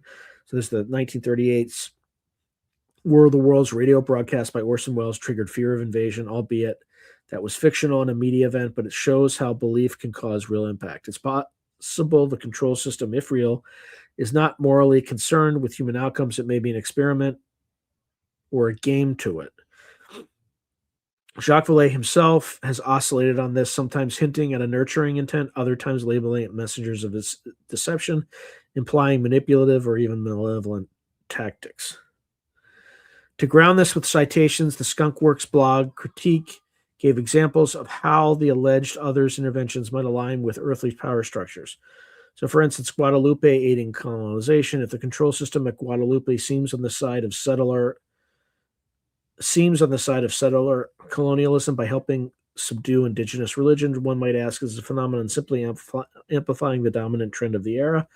Perhaps it isn't guiding us progressively, but rather amplifying what other psychosocial sources are already winning, for better or worse. In 1950s America, the space age optimism and technocracy were winning, and UFOs took the shape that reinforced techno-optimism, saucers with advanced tech. That later fed into Silicon Valley-esque dreams and even militarization of space. Only when the environmental movement and nuclear fears grew did UFO narratives shift to cautionary tales, abductions often warn about nuclear war or ecology. It's fascinating and puzzling how the phenomenon can cut both ways. As a final note in this historical survey, it's clear that human interpretation is a huge factor. A control system could stage the same essential event, say a luminous apparition, in different times and get wildly different results depending on how it's interpreted by local observers and power structures.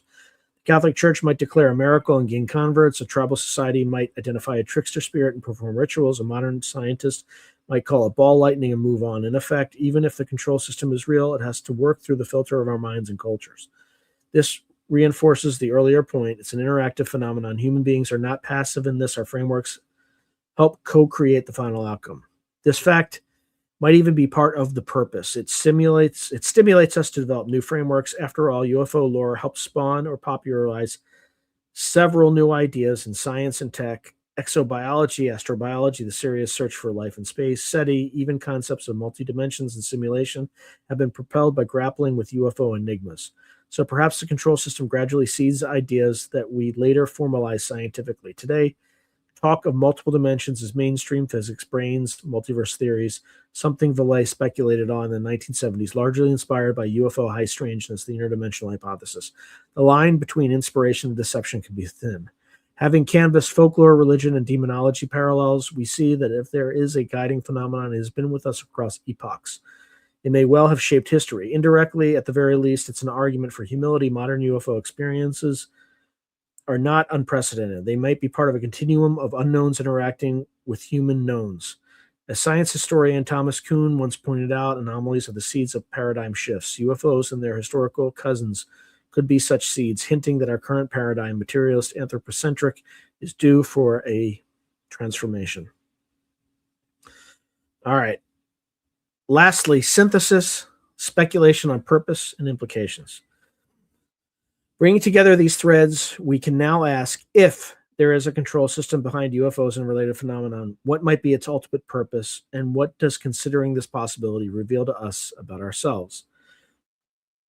While definitive answers are elusive, several speculative possibilities emerge from the analysis. So, evolutionary catalyst. The control system might be aimed at advancing human consciousness or civilization by periodically challenging our worldviews through bursts of unexplained encounters. It prevents stagnation and spurs intellectual and spiritual growth. Under this view, UFO waves are like cosmic midterms testing that we have learned and pushing us to ask new questions.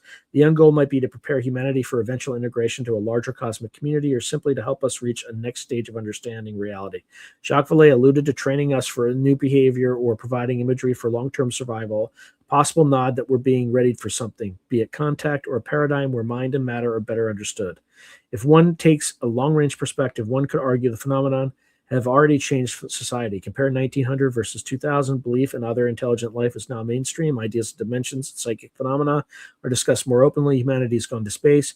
It's as though in tandem with actual technological progress, a sort of mythic progress occurred from angels to aliens to maybe now interdimensional energy beings. Some New Age circles speak of UFOs in terms of light or energy. One can imagine in a few centuries, if this trend continued, humanity might transcend the simplistic E.T. craft idea and interact with the phenomenon on a consciousness to consciousness level, thus graduating from the control system's classroom. And there's social control or coercion. Conversely, some suspect the control system could be about managing humanity in a more manipulative sense, keeping us in line or even cultivating us as resources. John Keel's darker hints fall here. If extraterrestrials view us as lesser beings, they might trick us with religions or fads that serve their ends. What those ends are remains conjectural. Perhaps extracting emotional energy, as some occult theories hold, or preventing us from discovering truths prematurely. In the science fictional version, maybe Earth is an observational theater or even a farm. Charles Fort's quip that the Earth is a farm, we are someone's property, encapsulates this unsettling possibility. The phenomenon's deceptive nature, lying to contactees, giving false prophecies, etc., can support the idea of control through confusion, a strategy to keep us from becoming too independent or technologically dangerous until a certain time. Then there's self-regulating Gaia or collective unconscious. The purpose might not involve an external agenda at all, but an immanent teleology. The Earth or the human species self-correcting. Under this interpretation, there isn't a grand intelligence planning moves, but rather a kind of emergent property of complex systems. Weird things happen at the boundaries that serve to steer the system away from chaos. For example, when society veers too far into rigid dogma, anomalies erupt that undermine certainty. For instance, the spiritualist movement and ghost phenomena burgeoning in the late 19th century when scientific materialism was at peak arrogance. Are you sure it was at peak arrogance in the late 19th century? We might be there. We might hit there in 2020. When society risks despair, nuclear threat, hopeful anomalies appear, contactees preaching peace, etc. It's almost like a homeostasis function, similar to how an individual psyche produces dreams to balance attitudes. The world psyche produces mass visions or encounters to balance cultural attitudes. And maybe there's no single purpose, a multiplicity. It's possible we err in seeking one unified purpose. Perhaps there are multiple factions or sources behind various phenomena, each with its own agenda. Sudden encounters do seem benevolent and inspiring. So, for instance, people who feel spiritually awakened by a close encounter, where others are terrifying and harmful. Close encounters that cause trauma or injury. Maybe different types of others interact, some nurturing, some indifferent, some opportunistic. The control system might not be monolithic, but rather an amalgam of influences. This complexity would mirror human history, where multiple nations or groups vied to influence less developed peoples for different reasons: colonial powers, missionaries, traders, etc. The UFO lore has its own hints of this. Contactees often speak of benign Nordics versus malevolent reptilians, or military lore of good versus bad aliens. While those specifics are unproven, the general idea that more than one intelligence could be present is plausible. If true, what we call the phenomenon might be the net effect of several control systems intersecting or even conflicting. It would certainly complicate our attempts to discern a clear pattern. All right, so what are the implications for human society and knowledge? Regardless of purpose, taking the control system idea seriously encourages a more interdisciplinary and humble approach to knowledge. It tells scientists that not everything can be shoehorned into current paradigms. The phenomena reside between disciplines: physics, psychology, theology, and thus demand holistic study. It also might explain why progress on the UFO question is so hard. If it's a moving target that adapts to our theories, then standard experimental method, which assumes an independent and dynamic subject, will struggle. This resonates with what Gary Nolan, a Stanford professor interested in UFO materials, said about mainstream attitude. Scientists historically avoided UFOs in part due to stigma, but if the control system idea is right, the phenomenon itself might cultivate its unbelievability as a protective layer. The absurdity ensures academia laughs it off, leaving the phenomenon free to do its work unbothered. As Vallée noted, the phenomena, are a lot smarter than we are, which implies any attempt to outwit or capture the others might be as futile as ants trying to study humans. For a culture at large, embracing the possibility of a control system could be paradigm shifting. It would mean acknowledging that human history and behavior might not be entirely self-determined, that there could be an unseen hand in our development, an idea both exhilarating and disconcerting. It raises ethical and existential questions. If our beliefs can be manipulated, how do we find truth? Should we resist the influence or accept it as guidance? Historically, humans often attributed events to gods or fate, which had a similar effect of externalizing control. Modern secular society moved away from that, putting faith in human agency and reason. The UFO control system concept, in a way, reinforces a secularized quasi-technological version of destiny or higher power. How we integrate that without regressing into superstition is a challenge. Perhaps the answer lies in treating these ideas with scholarly rigor, but open-mindedness, as this podcast attempts, acknowledging the data and patterns even if they don't fit neatly into current science.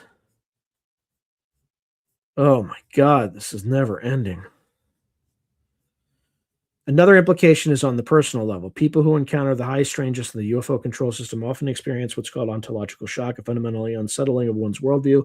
The existence of a control system writ large would be a collective ontological shock. It might compel a rethinking of philosophical questions. Are we free? What is the nature of reality? For example, in some cases, at time loops or retrocausality, UFOs appearing to predict events, etc. Our understanding of time could be off, and mind and matter interplay. Our understanding of consciousness needs expansion. In that sense, even without full comprehension, grappling with UFO phenomena has already stimulated many cutting-edge scientific hypotheses, as we mentioned, multiple universes, holographic reality, etc. In a way, the lack of resolution is perhaps the intended state for now. It keeps us searching deeply. As the saying goes, sometimes the journey is more important than the destination. The phenomenon constantly gives us just enough reality to keep us intrigued and just enough absurdity to keep us baffled, a perfect formula to engender lifelong curiosity. Some thinkers believe this curiosity and resultant creativity could be the greatest gift of the control system. Terence McKenna has suggested that confronting the unknown via things like UFOs breaks the logjam in our societal imagination. We then explore new art, new science, new metaphors. Indeed, UFOs have inspired countless works of fiction, speculative science, and also alternative spirituality movements. For instance, the entire New Age movement with channeling ascended extraterrestrials owes to UFO lore entwined with Eastern mysticism, a syncretism that itself is an interesting cultural evolution. It is important in a scholarly treatment to also note the skeptical counterpoints. One could argue that all the above patterns, parallels, and effects might be the result of purely human pattern recognition and storytelling with no external control needed. Humans have a propensity for magical thinking and conspiratorial interpretation. Maybe the control system is an illusion, a narrative we constructed to make sense of disparate world weird events. A skeptic might say folklore parallels exist because human brains invent similar fantasies under similar conditions like sleep paralysis or social crises. The phenomenon's adaptability could be selection bias. We forget the cases that don't fit our theories, and perhaps any real UFOs are just misidentified natural phenomena or secret military tech plus a dose of hoaxes. This view demands we consider carefully, are we connecting the dots that aren't truly connected? However, even a hard skeptic must contend with an irreducible core of unexplained cases, and more so with human experiences. Even if UFOs were all misidentified, mundane object, the experience of contact, abduction, or seeing a craft is undeniably real to those people and has real effects. Studying that is still valuable as the psychosocial approach does. In that light, the control system could be reinterpreted as a metaphor for mass psychology and memetics. Perhaps no literal NHI is needed. The idea of UFOs itself becomes a control system when propagated. Some sociologists have likened UFO beliefs to a new religion that provides meaning and community. The truth likely lies between purely subjective and purely objective, a complex hybrid of mind and mystery. All right, so the notion of a UFO control system remains a daring and thought-provoking hypothesis at the fringes of ufology and intellectual discourse. It posits that behind the enduring enigma of UFOs and related phenomena lies not a straightforward extraterrestrial visitation, but a phenomenological matrix of persistent intelligence-guided interaction with humanity that transcends our standard categories of real versus unreal, physical versus mental, natural versus supernatural. Throughout this podcast, we trace how this idea arises from multiple lines of inquiry: Jacques Vallée's analysis of UFO patterns of cultural mirroring, John Keel's ultra-terrestrial theory and recognition of deception, Carl Jung's archetypal projections from the collective unconscious, and various socio-cultural observations about media and myth. We also ventured into the speculative territories of simulation theory and consciousness, recognizing that to grapple with a possible control system is to confront fundamental questions about reality and our place within it. In summarizing these perspectives, several key insights emerge.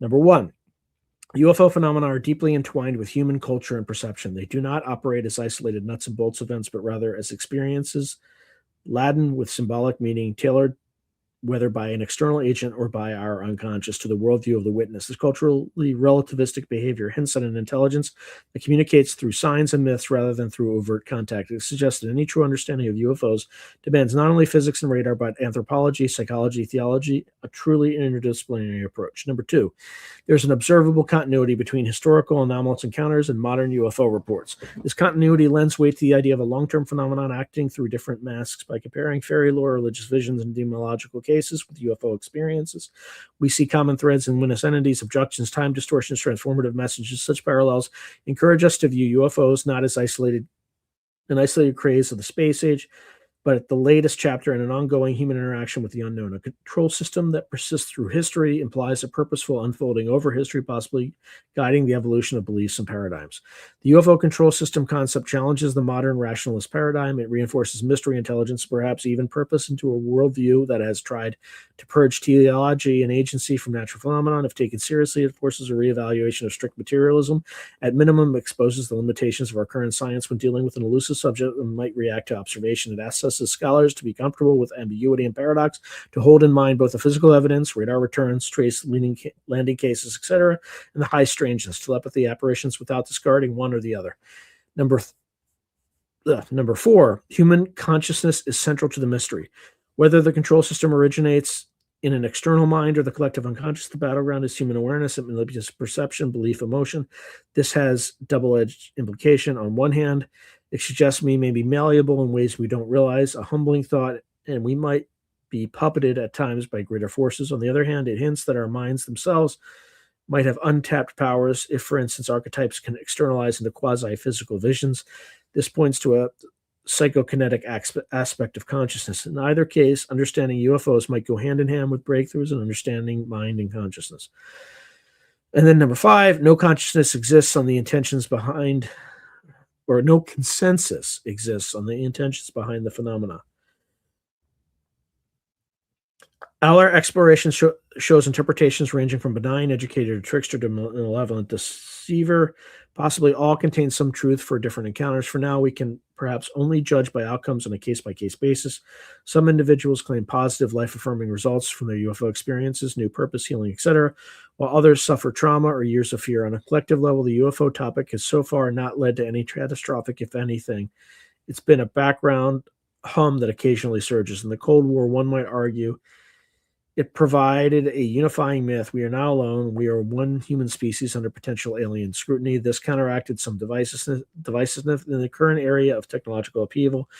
UFOs, or now UAPs, gaining mainstream attention might eventually force more global cooperation in answering the question. Thus, if the control system has an end game, it still conceals it well. We are, in a sense, like characters in a story, trying to figure out the author's intent from within the plot. In conclusion, the idea that of a UFO control system invites us into a grand speculative synthesis of knowledge. It does not offer the comfort of a proven theory. Instead, it offers a framework to integrate disparate mysteries. UFOs, ghost lights, mystical visions, psychic phenomena under one conceptual umbrella. It provokes us to keep asking what lies behind the veil of our perceptions and to remain vigilant that answer might come in forms we least expect. As scholars, we should neither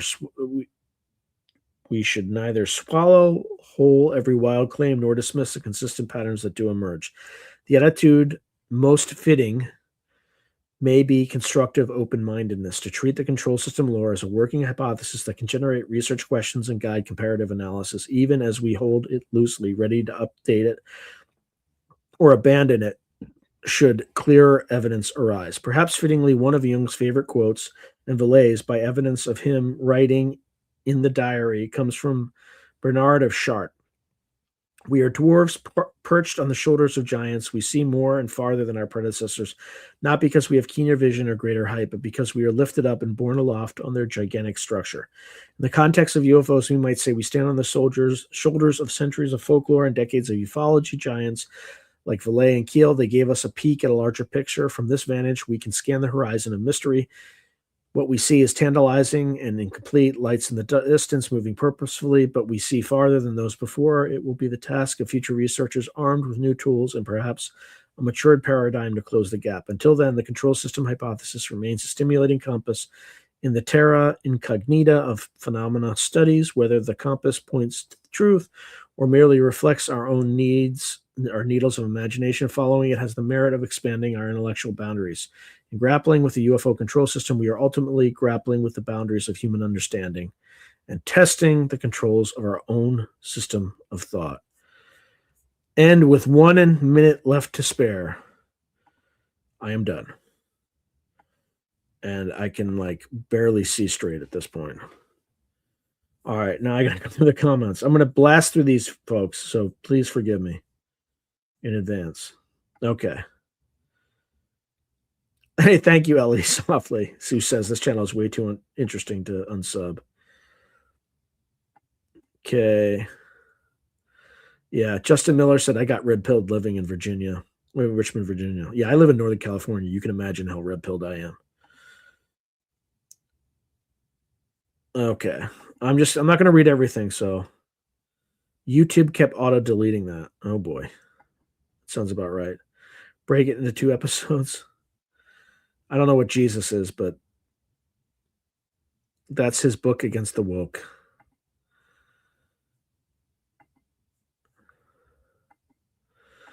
Usually I do replays at 1.5. Glad I'm live.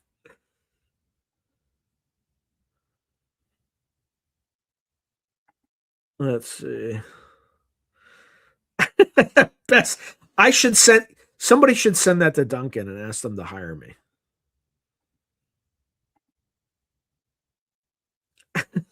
Dunkin' Donuts probably sponsored by. I'll even do the commercial with a Boston accent if they'd like, or a masshole accent. Imagine having a paralysis demon talking that fast with that strained look on your face. Oh boy. Couldn't you just put the text on the screen instead of reading so fast? I don't want to hear Sean run an auction. Can you also post a link to the paper? I mean, I already feel bad enough reading it, but linking it to like work I didn't do is even worse. Whoa. Here we go.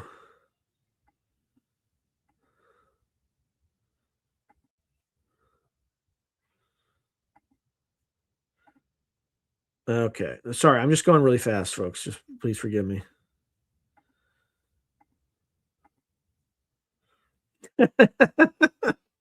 Yeah, I know. I'm actually curious to see what people have said when I was going super fast.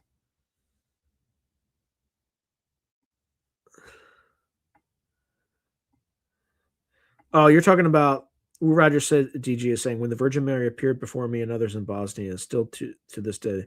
Oh, did you go to Medjugorje? Is that what you're talking about?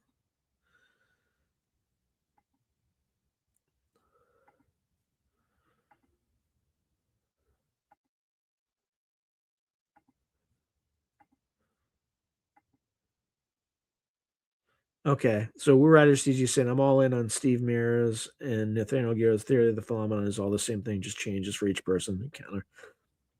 There's a good side and an evil side.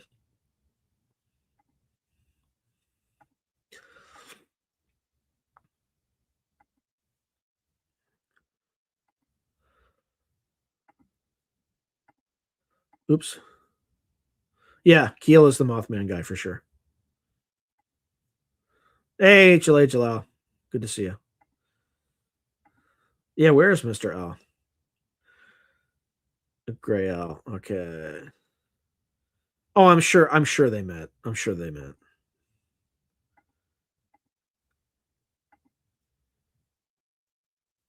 I need the coffee to hit fast. Okay, cool.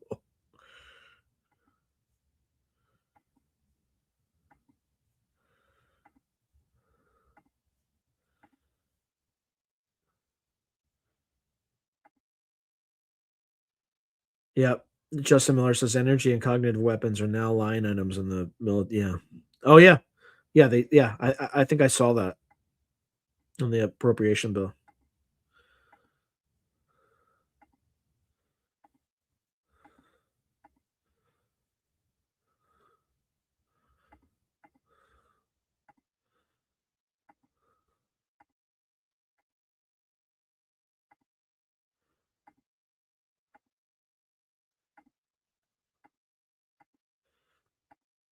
Yeah, I'm like 4 minutes over, so I'm just going really fast, people. Okay, so Solite US James Fox is apparently coming out with new info in an upcoming event about the Virginia UFO incident.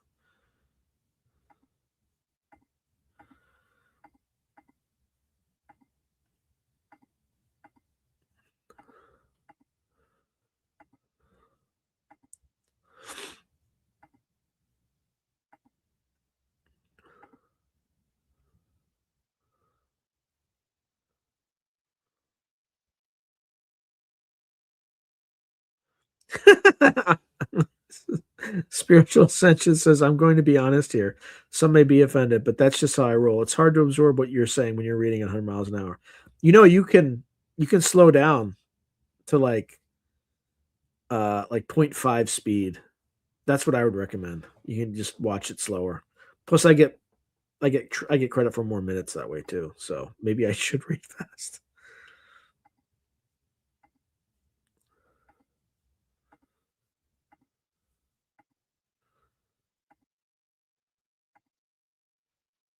Don't immanentize the eschaton. It's worse than squeezing the Charmin. That's correct, Scott.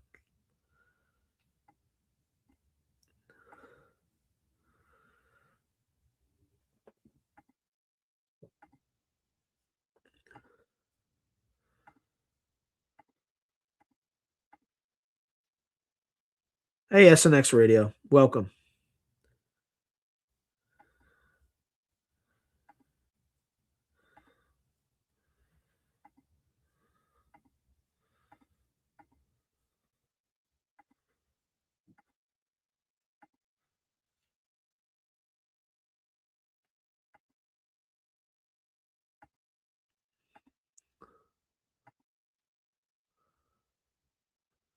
Yeah. So Spiritual Ascension says check SNX Radio, guys. Amazing show. Yeah, I got. Yeah, to check them out. But just wait till this live stream's over. Oops, what was that?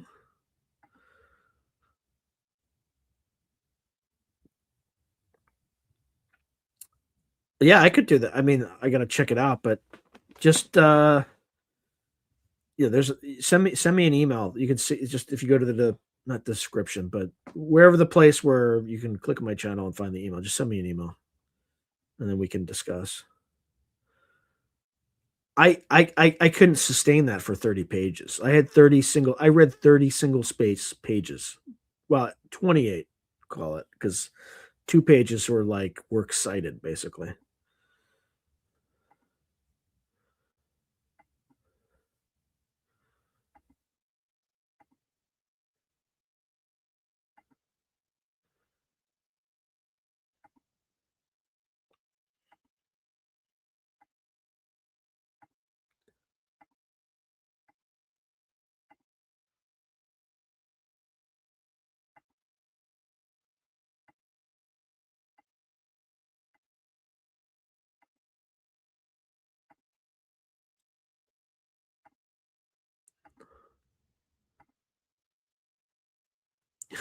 It's a reading of volume 11 of Lenin. I don't know, maybe.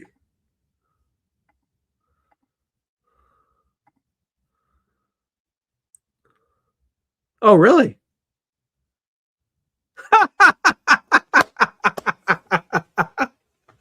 Well, tell Pavel thank you. So Solet US Expat says Pavel of Psychoactivo podcast used a clip of you interviewing Peter Lavenda.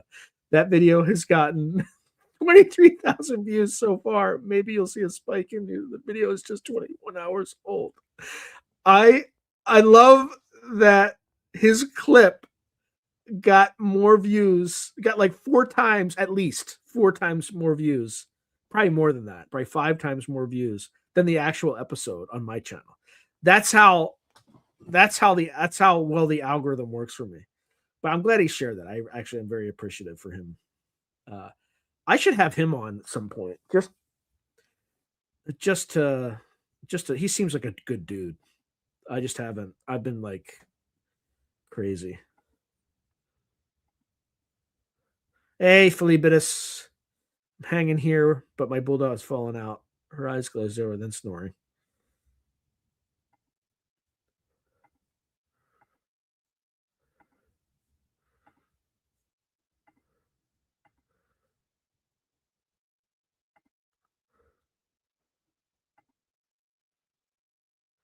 Okay.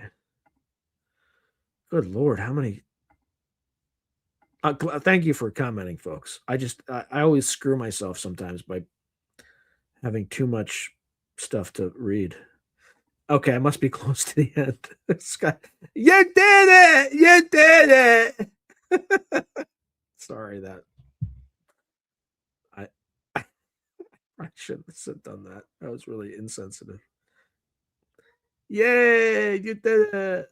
Pizza party. Okay. That, okay. That's really insensitive. Thank you, Pinky Marie. Appreciate you.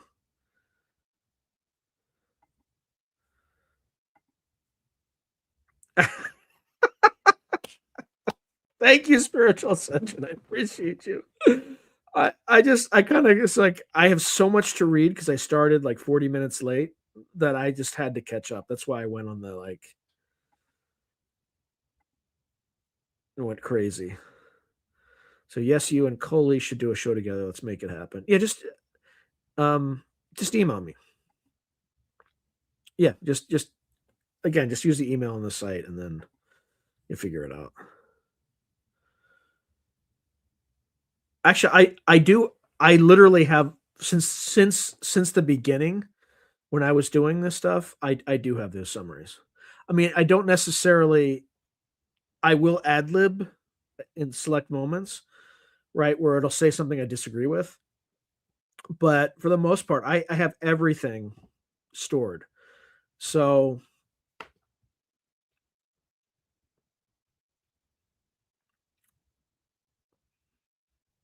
Hmm. There might be a way I can use, what's it called?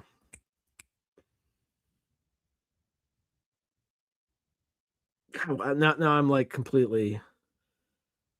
It begins with an S. Maybe I wouldn't put it on YouTube, but maybe I could probably just put them up on Substack or something. But I don't want people to think it's my writing though. Like I need to maybe just have links where I don't push it out on people and I don't claim that it's my writing. But I have all of them. Like I've saved all the scripts. So it's not like I just discard them or delete them. I save everything. So that's actually,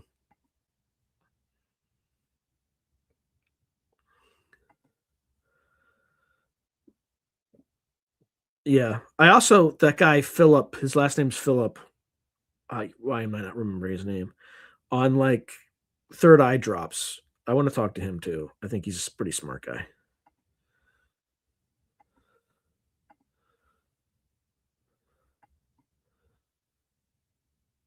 Whoa. Pinky Marie says, I was in a coma for 24 to 30 hours. I'm thankful I survived, but I remember actually I'm well. I came from the sky through the hospital window and in my body. Apparently, I was talking to my future hub. Whoa, that's pretty cool. I mean, it's cool that you got out of the coma and were talking to you. It was not cool that you went into a coma. It's very clear, but thank you for sharing that experience. Okay, so Tim Beck says, Sean, military strategist, podcast host extraordinaire, concerned citizen, speed reader, workaholic, touches many base. Thanks, bud. Get some sleep. I have to finish editing the audio on the second Mike Patterson video. So before I go to sleep, that's like the one other thing I have to get done today. Whoa. Okay, you just write a disclaimer saying it's AI provided content. You can add links to this in the description of the videos. Yeah, it'll just it'll just take time I don't have, but and I don't want to blast it out to like current subscribers, so I can just make it. Maybe I have like a really low tier, like a $1 subs like stack thing to just justify me doing all that work. Um,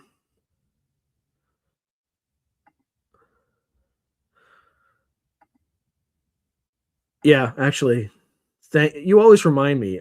You promote me solely at US Expat more than I promote myself, so I appreciate you doing that. So, just to reiterate that point.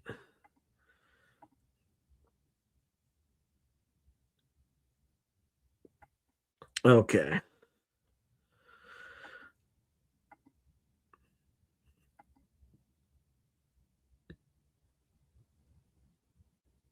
Yeah. Yeah, and then I could link it to the Substack, and then because right now everything I publish is immediately available to everybody, and then it just gets archived at the end of the month, and then that's where the paid fire like wall is. Because I kind of just created the Substack to basically write down dreams or strange dreams. So, um, okay, that's all I got, folks. Uh, I feel like I'm blind right now. So have a wonderful rest of your weekend, and hopefully you have a good week next week. God bless, and peace out. Oh, hold on, one more comment. Two more comments. Dream Stack. Yeah, it's kind of that's I should have named it. It's called Along the Path Darkly or something like that. But yeah. All right. Good night, everyone. See you soon.